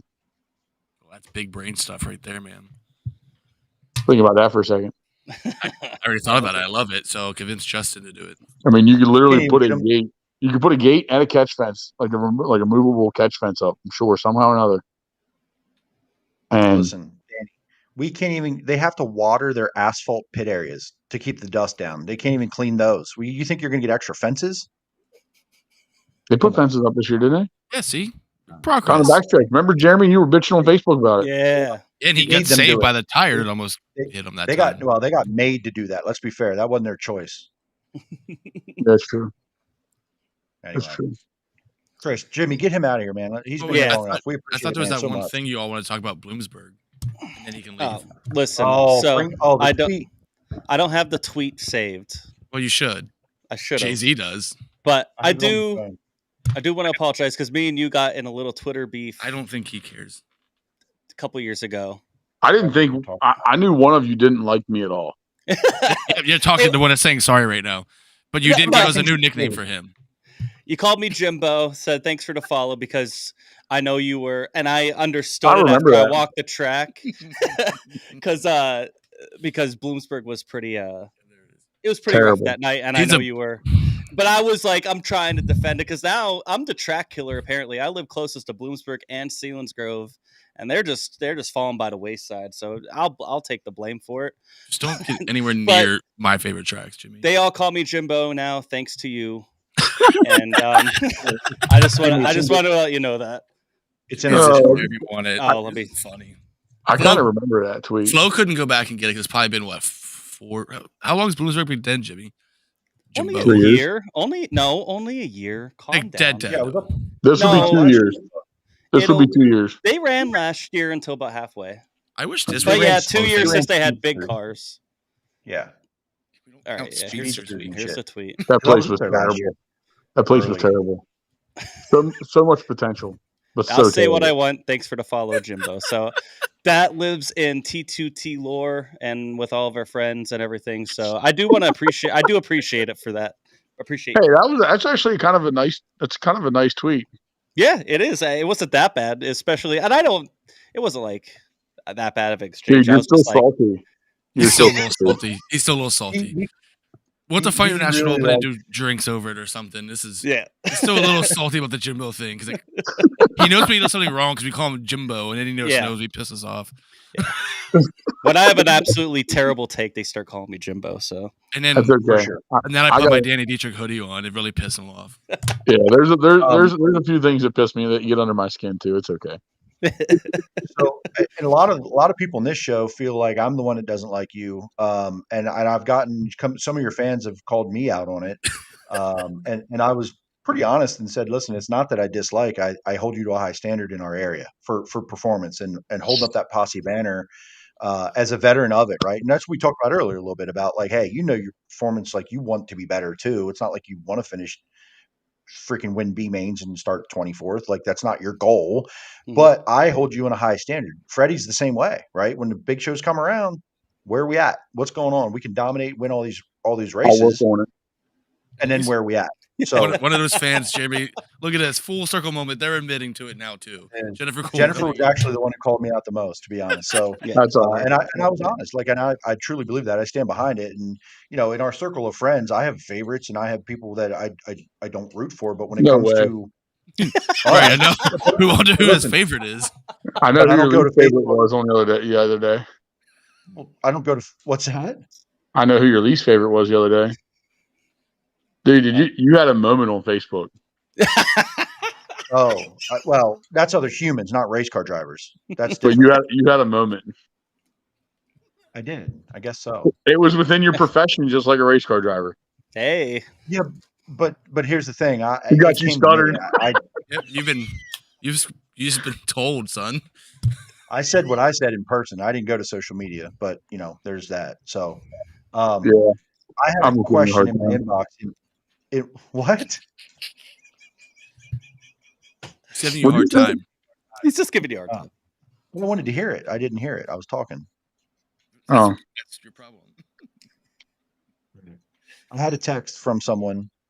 Best up and coming racer, state of the sport with the new guys. So Central PA, what are some guys on your radar? They could be in 358 at this point, in my opinion, or early 410. Some young guys that you think will hold the banner here the next 5 to 8 years in our area. Anthony Macri. I don't know. Kurt, when you and Freddie are in the B main, man. I mean, Anthony's still young. Yeah, that's true. It's a very good point. it'll be interesting because there's been some guys that have some talent. That really showed some. I shouldn't say have talent. They showed some really good potential this year, like Matt Campbell and Troy Walgeman and Aaron Bollinger. Like, okay, they all had. I'm gonna say this. They all had breakout seasons. Who's gonna follow it up with a better year next year? Chris Frank. Not a chance.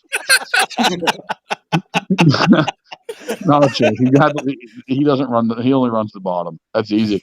It'd be real easy to keep him behind you. You just go to the bottom. What's Billy's excuse? You got to ask Bill, Macho Man. I can only talk trash because I have both their shirt on at the same time. I thought Billy was going to win some races this year. He was like, every time he started to get some momentum, it felt like something happened. He was starting to get rolling there. I agree. He did the Danny thing. If you want to win, you have to crash sometimes. Except Billy kept getting crashed. Yeah, exactly. Yeah, I mean, if you're going to win, you're going to crash too. Yeah. All right, I got to run here, guys. My phone. Do you want to give thanks to anybody before you get going? Any sponsors? Just you guys, man. Thanks for having me on the show. I do appreciate it. It's kind of fun to not be so professional on an interview once in a while. Hell yeah. I appreciate you, man. I started this S20 at 69%. I'm down to 4. Oh, okay. And it's dying. Where's Lance pass you at? Savage comeback, Chris Frank. Thank you. What do you say? Where's Lance pass you at? Oh, every time he's on the racetrack, Lance passes me. Thanks, Danny. Thank you so much, Danny. Have a good problem, guys. Thank you. Have a good night. See you. That was fun. That was awesome, man. Yeah, we've been waiting to do that one for a while. I'm glad everything, even with his phone ordeal today, he got that to work out. So thanks a lot to him for a long time there. And he kind of turned the tables on you guys, at least. Hey, I knew he would. Seriously, and that's fine. I don't mind. I can take it. But I truly didn't hear what he said. What did he say? It's what he said. He goes, no, I told you what he said. I forget what I said, though. It was like 10 minutes ago. A lot happened. I still don't know what it was, Chris. What did he say when I was talking? I don't remember. Go back and watch the show. Give us a view, Jay-Z. Yeah. But no, I was talking. How am I going to hear it? I guess you did. So fair enough. No, listen, I can take it. I don't care. I'm certainly not a perfect human. I certainly do things wrong, or I certainly can take criticism too. I don't really care, kind of, to be honest. So just someone like someone who wins a lot. If I'm good at what I do, I believe in what I do. I think it was along the lines of that. Yeah. He was saying you had a situation or whatever, something like that. Yeah. I started the situation because I precipitated the situation that happened to me on social media, and I left that open on my own, knowing that I was still okay with me. I didn't care. So there's that. Yeah, that was cool. That was cool though. That was awesome. We knew that would be good. He kind of fits the vibe. You know what I mean, of what we do here, to be kind of just laid back in bullshit and speak our mind. He's the most outspoken guy. So want to note, appreciate that. When I was doing some research there, being that he's only 2 wins behind Brian Monteith on all-time win list at Lincoln, is kind of cool. And only 1 behind Steve Smith at Williams Grove for 15th. So there's some chances here. Some things could happen. Move him up that win list. He's 6th at Lincoln. That was interesting. You don't realize that 64. It's crazy Lincoln when you look feature wins. It's crazy. Look at the Lincoln win list and how it's top like 200 for the 3 guys at like 200, almost 200. Raymer, Steve Smith. Yeah. And then you have Danny at 6 at 64, which is a lot of wins. Crazy. We're just going to go over and recap the past. We weren't live, last Monday because it was Labor Day. So just want to quick hit some recaps on some races that did happen around here, and then quick preview before we get out of here on what's coming up this weekend. If you guys are a first-time viewer that came for, stick around. Tell us your thoughts in the chat, and we appreciate you watching. Whether you got to go to bed or not, whatever. But real quick, we're going to go through this. Last week, Williams Grove got rained out on Friday. Port Royal and Lincoln were both rained out on Saturday. That moved the Gobrecht Labor Day duel to Sunday at Lincoln, where Anthony Macri took down the win in a pretty good race. Eddie Quick. Chase Dietz second, Devin Borden third. He probably was worth the price of admission. He was ripping. Troy Wagaman, Danny Dietrich, Kyle Reinhardt, Tyler Ross, Ryan Smith, Aaron Bollinger, and Brandon Raymer. Your top 10. Any thoughts from this race? It was good, and I missed when Macri passed Chase on that restart. Macri was in the lead, and I missed it. Apparently, they said he just got Chase at the line before the yellow came out, and I was in 3 and 4, and I didn't see that happen.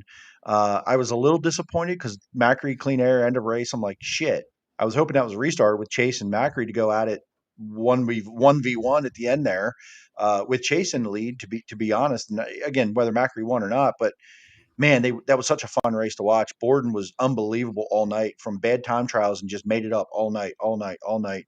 And some of the moves, the battle with him and Danny, especially through that race, probably the middle half of that race, Borden and Danny were just battling. And Devin had that racetrack under him that he could put it 110% and was getting stuff back from it, right? Like he wasn't even overdriving the car. He was getting everything out of it. The heat race between Chase Dietz and Matt Campbell, man, what a battle. Matt ran him down on the top and Chase was on the bottom, and what a blast. There were some very fun moments at this event. And Macri gets the win, did his job, did what he had to do. And it looked for a while like maybe it wasn't going to be, and he got it. He knew it was a long race. It was 40 laps. I think this was a 40 lap race. I believe it was. Yeah. Yeah. So it was a long race but it didn't lack for action on a 40 lap race. Again, not knocking Port, but that 50 lap race it felt like a long 50 laps. This did not feel like a long 40 laps. It was entertaining and fun to watch. There was a lot of movers and shakers for sure.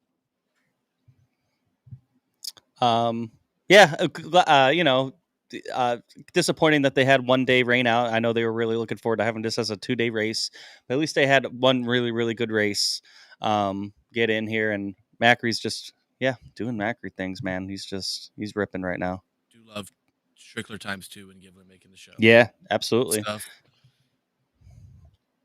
Let's go to Labor Day that Monday then. We talked a little bit about this, kind of this whole week with Danny's, so we won't go too far into detail with some of this, but Logan Wagner gets the win over Chase Dietz, Michael Walter, Dylan Sisney, Jeff Halligan, Justin Whittle, Lucas Wolf, Mike Wagner, Devin Borden, and Danny Dietrich. Your top 10. Logan Wagner doing, what he does best there. They reworked the track a little bit. It kind of came down to a late afternoon show. It felt like the marathon, but I thought it was worth it. Good. It was a decent race, decent Labor Day classic. Yeah, I was, as they say in poker, I was pot committed. I wasn't going anywhere when they reworked the track. I was there all day as it was. I wasn't going to leave now. But I drew the line at front wheel drive non-qualifier race. I drew the line there. I was out. See ya. I went through the tunnel. I was done. But Logan Wagner, he did his job. At the end of the day, he started up front, did the job he was there to do, and the track really, they added some speed to the track for sure when they reworked it, and he was really good, and Chase had another good run. Mike Walter with the top 3. Mike Walter actually just made a post today. I think he finished 4th in port points in that 77, and that's the best season that 77's had since we've seen it come around that I can recall. Overall. So shout out to Mike Walter. Dylan Sisney with a top 5. As we expected to see Dylan Sisney in the top 5 at a day show. At a day show.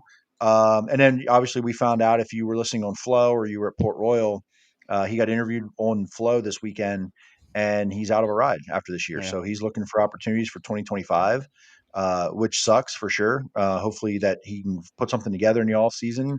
I expect there's going to be movement. Obviously if no cars get added to the field, someone's out. If Dylan gets a ride. So hopefully he does. Hopefully there's an opportunity for him, because Port Royal is better with Dylan Sisney in the field for sure. 100%. I think he will. I think he'll figure something out.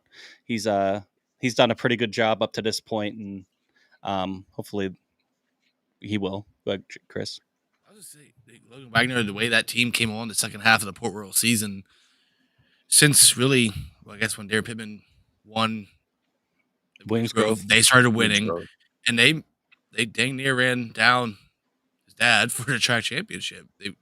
95 points was a difference going into Friday night. I know jumping ahead a little bit, but this win was definitely set them up pretty well going into Thursday and Friday, and he looked good all week. They look prime for him, so I hope that's a team that continues in the next year.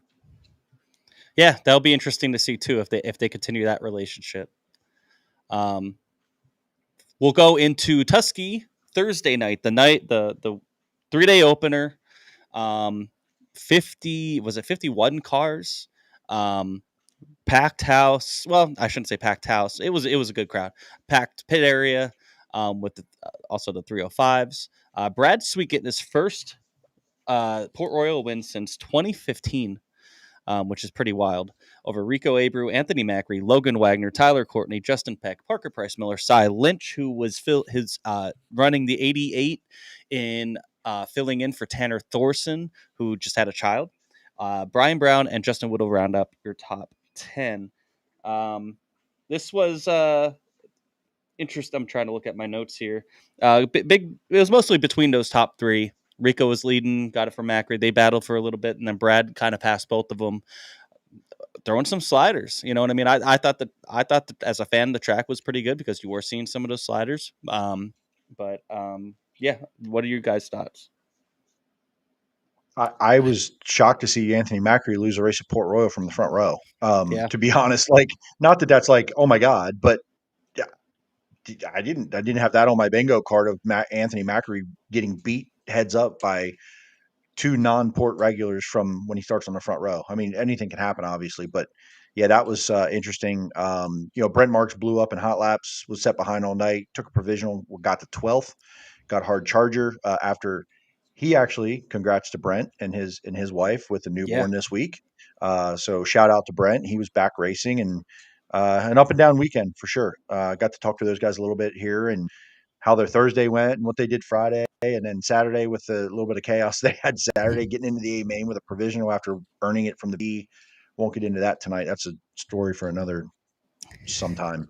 But okay race. I did get to watch this one from here. I wasn't able to make it, so got to see the TV version of Port Royal in a big race. So that was a different perspective because I'm almost always there for the big races.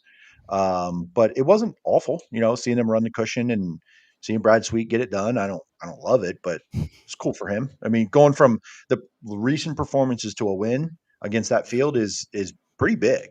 So it felt like almost like when he got the monkey off his back winning at Williams Grove a couple years back after not winning for so many years. Sort of what it felt like, even though it wasn't a big show. It felt like that. Like all of a sudden, it's like boom, he wins a race. Like, where's this been? So, yeah, that's about all I have from this one. Yeah, so it was his first win since May. You look at that top five; it's the who's who of top five at Port Royals. I mean, Rico gets his first win, and we'll go on Saturday, but he's always run well there. Mm-hmm. It's just had some goofy things happen over the years that take him out of races. I think the surprising one is I think for me is watching Chase Dietz and even Corey Day back in the top half or the back half of the field. They both are stupid fast there, especially Corey Day. But he also, again, has terrible luck. It seems like every time he unloads at Port Royal Speedway. Yeah, he doesn't have too many starts there, but they haven't gone very well. Each night has started at least 28 cars in the feature. Austin Bishop finished 25th. Devin Borden was 26th. Cody Lehman was 27th. And Jacob Allen was 28th.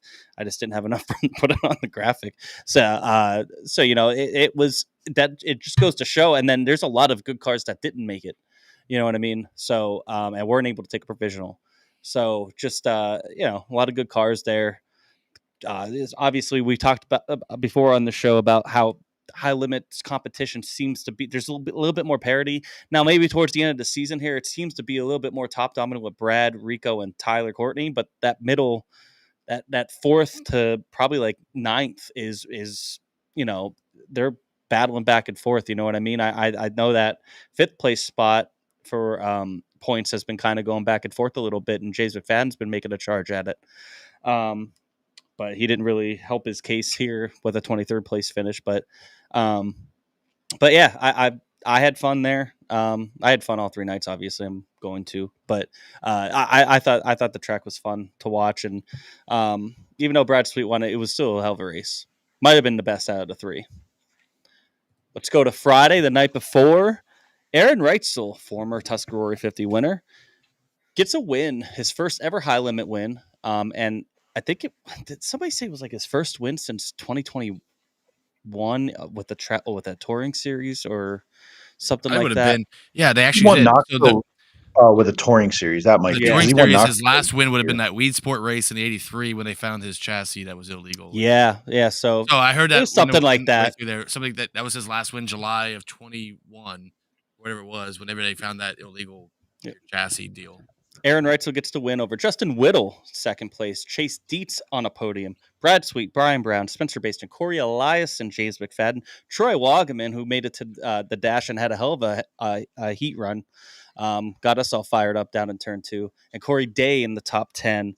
Not listed here is Anthony Macri. He finished 26th, and he was battling here for this lead up front, up in the top 3 here when he got up on the wall and had a pretty gnarly flip down the backstretch. Another person also who basically sort of did the same thing in the same spot, Logan Wagner, who finished 29th, did also the same thing. They both wrecked out.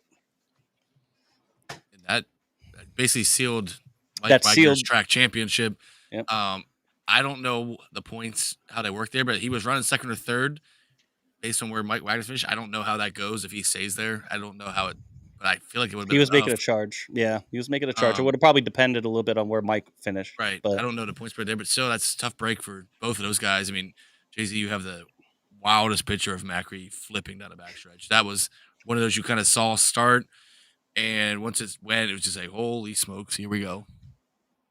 Yeah, this actually was my favorite race of the weekend. Watching these guys knock the wall down through 1 and 2 was on that edge of like, I'm going to wreck this or I'm not. And yep. And actually, again, not whatever. Anthony wrecked on the backstretch. That car was in a straight line, climbed the wall, down, flipped over. Logan Wagner backed it into the wall in the corner and broke it, and it rode the wall off of 2. So like 2 very different things, but either way, running up there on the wall, like, we saw Reitzel leading a race earlier this year at Port Royal and blew a tire leading. This very easily could have happened again, the way he was banging the wall in 1 and 2. Very easily could have happened again. So to me, even though Reitzel won, and I'm not a fan. I guess I don't have someone I like. There are people I don't like. I don't like Aaron Reitzel. So this was still my favorite race. Just the style of the racing at Port Royal and the way this was being done was pretty entertaining, because there were guys that really just started to peel off the wall and went down to the bottom in the middle, but there were guys that were still ripping the top, and it was sketchy. Zeb Wise, this guy was running 15th and was knocking the wall down like he was a million miles an hour fighting for the lead every lap. It was so much fun to watch. And I was like, this guy's going to wreck this thing. He's going to bust his ass. And he never did. He was on the wall all weekend, it seemed like. So I was entertained by this. Justin Whitall, impressive. We're going to talk about this some more here. Chase Dietz, top 3. Flip back to the night before. Go back. That was Monday. Chase was in the top 3. Monday he was. He finished 17th on Friday. Right. Or Thursday, sorry. Yep, P2 here. Good run Monday. You're going to see his name. He also finished second on Sunday too. Second on at Lincoln. At Lincoln, right? So just consistency, man. It's like, this isn't a guy that we are like looking for a breakthrough, but holy shit, he could have won 10, 12, 15 races this year. Things go the right way just that little bit. So, but yeah, super fun. Super. I enjoyed this race a lot. It was super entertaining to me. Yeah. But Thursday and Friday were awesome. It really got the energy going into Saturday because the racing was so good. Both nights. I think the coolest part, so Aaron Reitzel led every lap, right? But he did not look comfortable running that cushion. He did not lead every lap. Well, he was up front. He had to pass. Brian Brown started on the pole. He had to get around him. Yeah. But most of the race, Aaron Reitzel, and he did not look nearly as comfortable banging the boards as Macri would go into the corner. It'd be smooth and straight. Up until he decided to not be smooth and straight. But and you can see Macri kind of closing in on him. And it was one of those deals like he's going to get there. What's he going to do with it? And by the time he got there, he kind of junked it. But I think it was shaping up to be a good battle. Just didn't happen. Yeah. Lance went from 22nd to 13th here. I think he was hard charger. I could be wrong. And then Dietz went from 11th to 3rd. So there's a lot of passing here. Shout out Troy. If you guys were watching Flow, I know Matthew Bird, and he sent me a picture of me and our buddy Ryan Smith right behind Troy when he was doing the wheel in Victory Lane, which is was pretty cool. That was just that's something that what High Limit does is pretty cool. But it was just yeah, just good run for him. I know he's someone that's like, man, he wasn't sure going in, like, man, I don't run good here, and then he's passing cars to win a heat. I think he pass Chase Dietz for the Yes, win. Chase Dietz in the Yeah. Zemco 1 to win a heat. Yeah. So not just anybody that he passed. He one of the best cars at Port Royal. He passed and then got himself into the dash. Yeah, that was, like I said, Mike Wagner wrapped up the track title. This was the final points race of the season for the track points there at Port Royal. And then let's go into Saturday night, where Rico Aber gets to win over TJ Stutz, Anthony Macri, Logan Wagner, Justin Whittle, Freddie Raymer, Parker Price Miller, Justin Peck, Chase Dietz, and Aaron Wright was your top 10. Wild top 10 a little bit because Freddie was not even in any of the features the 2 days before. He was there, but he wasn't even in any of the features. He gets a top 10 in the biggest race. Justin Whittle, another top 5. TJ Stutz with a second, which paid $20,000, I believe. So still a good payday there. Almost, obviously we know what happened with the rubber. The last about 25, 30 laps of the race kind of made it a dull race, single file on the bottom, not typical, not like 2 nights before. A lot of fans were frustrated. Understandable, but we've kind of already talked about this with Danny. I don't want to get too far into it because I think we kind of said everything we needed to say. But what other thoughts do you guys have from Saturday night? Congrats to Rico. And that's it. I mean, he had this race, I think, won a couple years ago, and the tire went flat like a couple to go. I think is that the year maybe Macri went 21st or whatever. Either way, Rico's up there. So, I mean, the fans love when he wins. So good for him. TJ Stutz just keeps on surprising us since July. So they got something figured out there going into National Open season. So I don't know. Yeah. Mike Walter goes. I think Mike Walter was the hard charger here. Provisional 26th to 14th. If I read that BK Motorsports post so. right. It's cool. It's still a fun event. Racing wasn't there. It's unfortunate, but we'll have that. But the rest of the day, the racing was pretty decent in the heat races. It was slick and slow, but it was still, you still have some of the best guys in the country and obviously the best cars at Port Royal that run there. They still find a way to put on a show. So even with the rubber, it was still interesting. Sucked for Lance. Lance was leading this one for a good chunk in the beginning. I believe we sponsored laps 2 and 12 and I believe he led both of those. So shout out to him. Rico took the lead with about like 15 or 16 laps in, if I remember correctly, somewhere around there. But then Lance was running still up in that podium. Well, he kind of got swallowed up by TJ and Anthony. You could see him starting to lose that tire, and then it finally let go. And it gets a 22nd place finish, which sucks. Because you thought maybe that could have been the night, because that 12 struggled the first 2 nights a little bit. Some issues here and there, and on Monday, well, that was a different car. My bad. But yeah, just and Corey Day goes for a big flip in turn 3. Those are kind of the big things of note on Saturday. In my eyes, he had a pretty rough one. It was rougher than I thought. I didn't really see it from turn 2, but then watching the replay, that was a pretty gnarly wreck. He Tony Hawked that card wreck. Also, there was also a big wreck on Friday night between Devin Borden, Dallas Schott, and Jake Carklin, where it just seemed like too many cars trying to dive for the bottom, and then Borden ends up going over the guardrail and near the billboards. It was pretty bad. But everybody was okay. But tore up race cars. There's some words exchanged. So we heard, and give a shout out here. Not many people stayed for the non-qualifiers race, I don't believe, but Dominic Miller, who's a guy we've been kind of talking about a lot more. If we go back and look at some of these other results, he's like right there at the top 10 in with some good competition here. But he wins the non-qualifiers race. It locks him into next year. He's really starting to get rolling. Yeah, you figure that's a $3,000 to win race right now, but if you look Plus- at big picture, 5,000 because that's a 2,000. Unless something changes, 2,000 to start win next year. So good for him. Be locked in. I was Yeah. not one of the ones that watched that. No, there wasn't many people left. I watched It was because you were. I know you watched it. Yeah. You had a job to do. Yeah, go I ahead. was going to. I'm going to look this up. There it is. So Dominic Miller. Okay. So shout out to him first of all, but he runs P3 at Clinton County a couple weeks ago.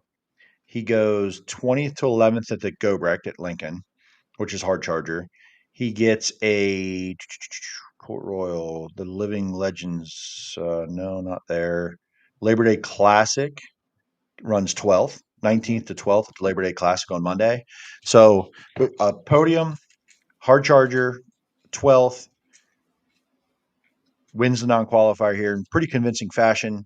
At least Alfred's been more wrenching on the car for a couple weeks here. Mhm. I think he's that guy. And I don't know their equipment situation. We'd love to have him on the show. Actually, I talked to him. We're gonna have him on at some point. Um, Racing family, brother races in 305 division, in the red 36, I believe it is. Yep. So racing family so. for sure. I think they do a lot with a little, I think. Not sure. I'd love to have them on to get to know, but definitely, starting to really show some signs of like, hey, this is somebody to watch out for. So put that name on the radar. And it's funny talking to Danny a little bit ago about the young and up and coming guys. The guys that he mentioned were all guys we mentioned earlier this year about like Lincoln and breakouts. Yep. Matt Campbell, right? Matt Troy. Campbell, Bollinger, Troy, all of those names is like we could see this kind of coming if all the things work out, and it's been that kind of year. I think Dominic Malaire is going to be on that radar for me for 2025. Yep, It's I too agree. early for us to have that show, but he's that guy on that radar. If it continues in this trajectory, he's a name you're going to hear more. Yep. He would be on that list. So very cool for him. Any final? We had an absolute great time, a great event. The fair is awesome. The racing 90. The racing was fine, even though I don't even want to harp on the rubber because I know I was opinionated on Saturday night, but and I still am. But it is what it is. So, and go ahead. Are we gonna close down, drink it, dump it? Is that what we're doing here? Can you calm down? Can we? You said, do you have any thoughts? That's what my thoughts were. No, we're not there yet. Not there yet. But yeah, so let's go just preview this upcoming weekend real quick. Rescheduled Dirty Deeds race that was supposed to be right before Labor Day, I believe, for the 358s, being partnered up here with the Billy Kimmel Memorial for 410s on Friday night at Williamsgrove. That's usually a bigger event for Williamsgrove as they start to ramp up here towards the National Open. Should be a good one to watch. Weather's looking so far pretty good. Saturday, you got Lincoln Rack Daddy's Rumble. We were just talking about that a little bit. Time trials for the 410s and a Summer Series race for the 358s. $7,000 to win for the 410s. And then the rescheduled Sportsman 100 will be at BAPS on Saturday. FanFest starts at 2 o'clock. Not only do you get the Sportsman 100, you get the late models, you get the extreme stocks, and you get the East Coast Legends. Everything's FanFest opens at 2. Grandstands open at 4 and racing starts at 6. Only $20. So a couple good options here this weekend to get some racing in as we kind of talked about a little bit here. We're starting to get to the end of the season. We can almost get at least almost on within 2 hands, 10 fingers of how many races are left here in the area. Sad times, but it is what it is. That's how it goes every year. But so definitely get out while you still can. Let's go ahead with Drink It and Dump It now, Chris. You get to go first.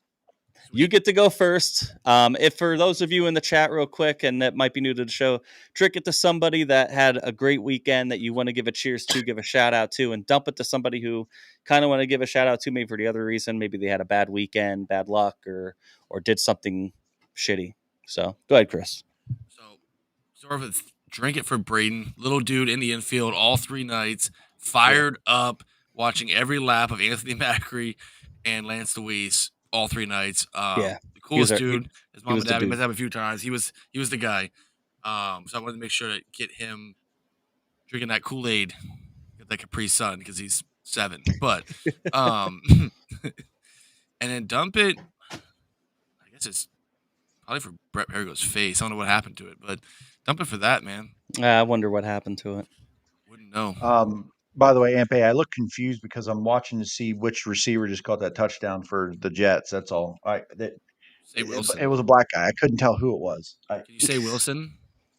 No, it wasn't. It was Alan Lazard, who's almost black. He's not really black. It's kind of weird. Like, it's such a weird I can tell in a white way jersey. to So take this. he just had like 60 yards on that drive. I need Garrett Wilson, man. I mean, So I do don't I. need him, but yeah. Anyway, Go ahead. you're done. Yep. Are you want me to go? Yeah. You sure? Yeah. All right. I'll drink it to Justin Whittle's weekend. Really late push. He's going to be on that list. Another guy on that list, and I don't know if he made that list last year. I think we've talked about it at times. Had some wins, whatever. But man, the runs that he's had here this last month or two, been. I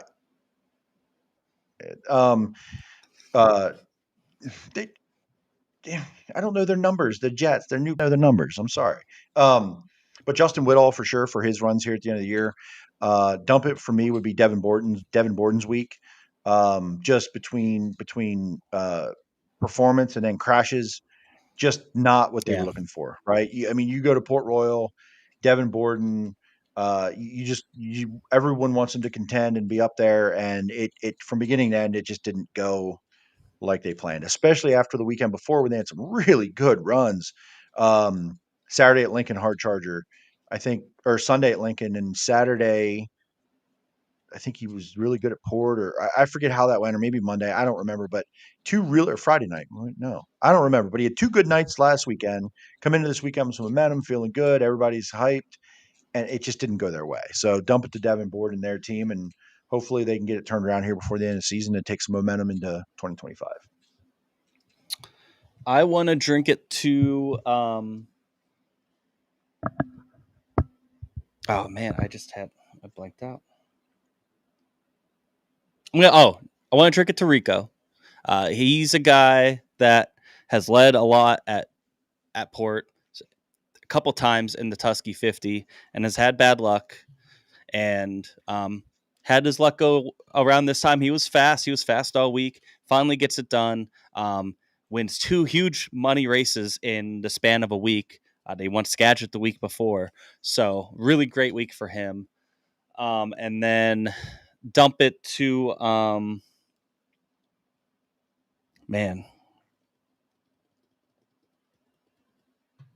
dump it to the end of the season coming up. Port season being over, it was kind of, we used to have that other outlaw race, and I guess maybe I'll dump it to Selinsgrove losing their outlaw race, although possibly self-inflicted. I don't know.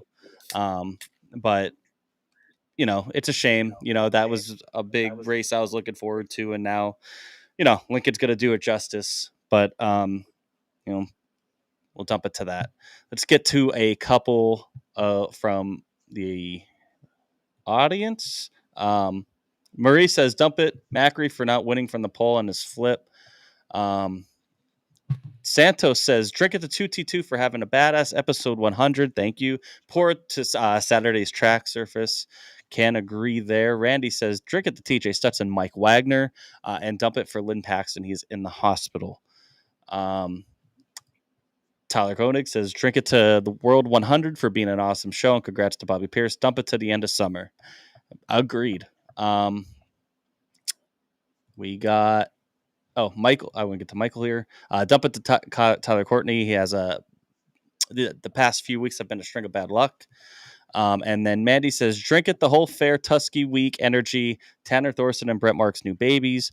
Getting to meet a lot of the drivers in the merch area on Saturday. Fair food, Eldora Ward 100, Blue Kiss Memorial. Lincoln getting the Selinsgrove Outlaw Day. Posse on the podiums during Tusky week. Dump it to rain, Selinsgrove, Devin Borden, track prep Saturday.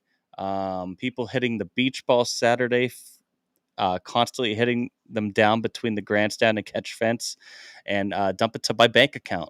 There's a lot of them. Yeah, I didn't notice. Well, we were in the infield, but I didn't see any beach balls. But I wasn't really looking at the grandstands too I often. saw them. I had to block my with the lights, and somebody was talking about it, and I had to I couldn't see them without blocking the lights. It was so damn bright facing in. But yeah, they were out there flying around. It sounds like they didn't have very good control of them, though. Amanda said, real quick, Amanda says, Perigo, I see you. Winner, Saturday night, drink it to that.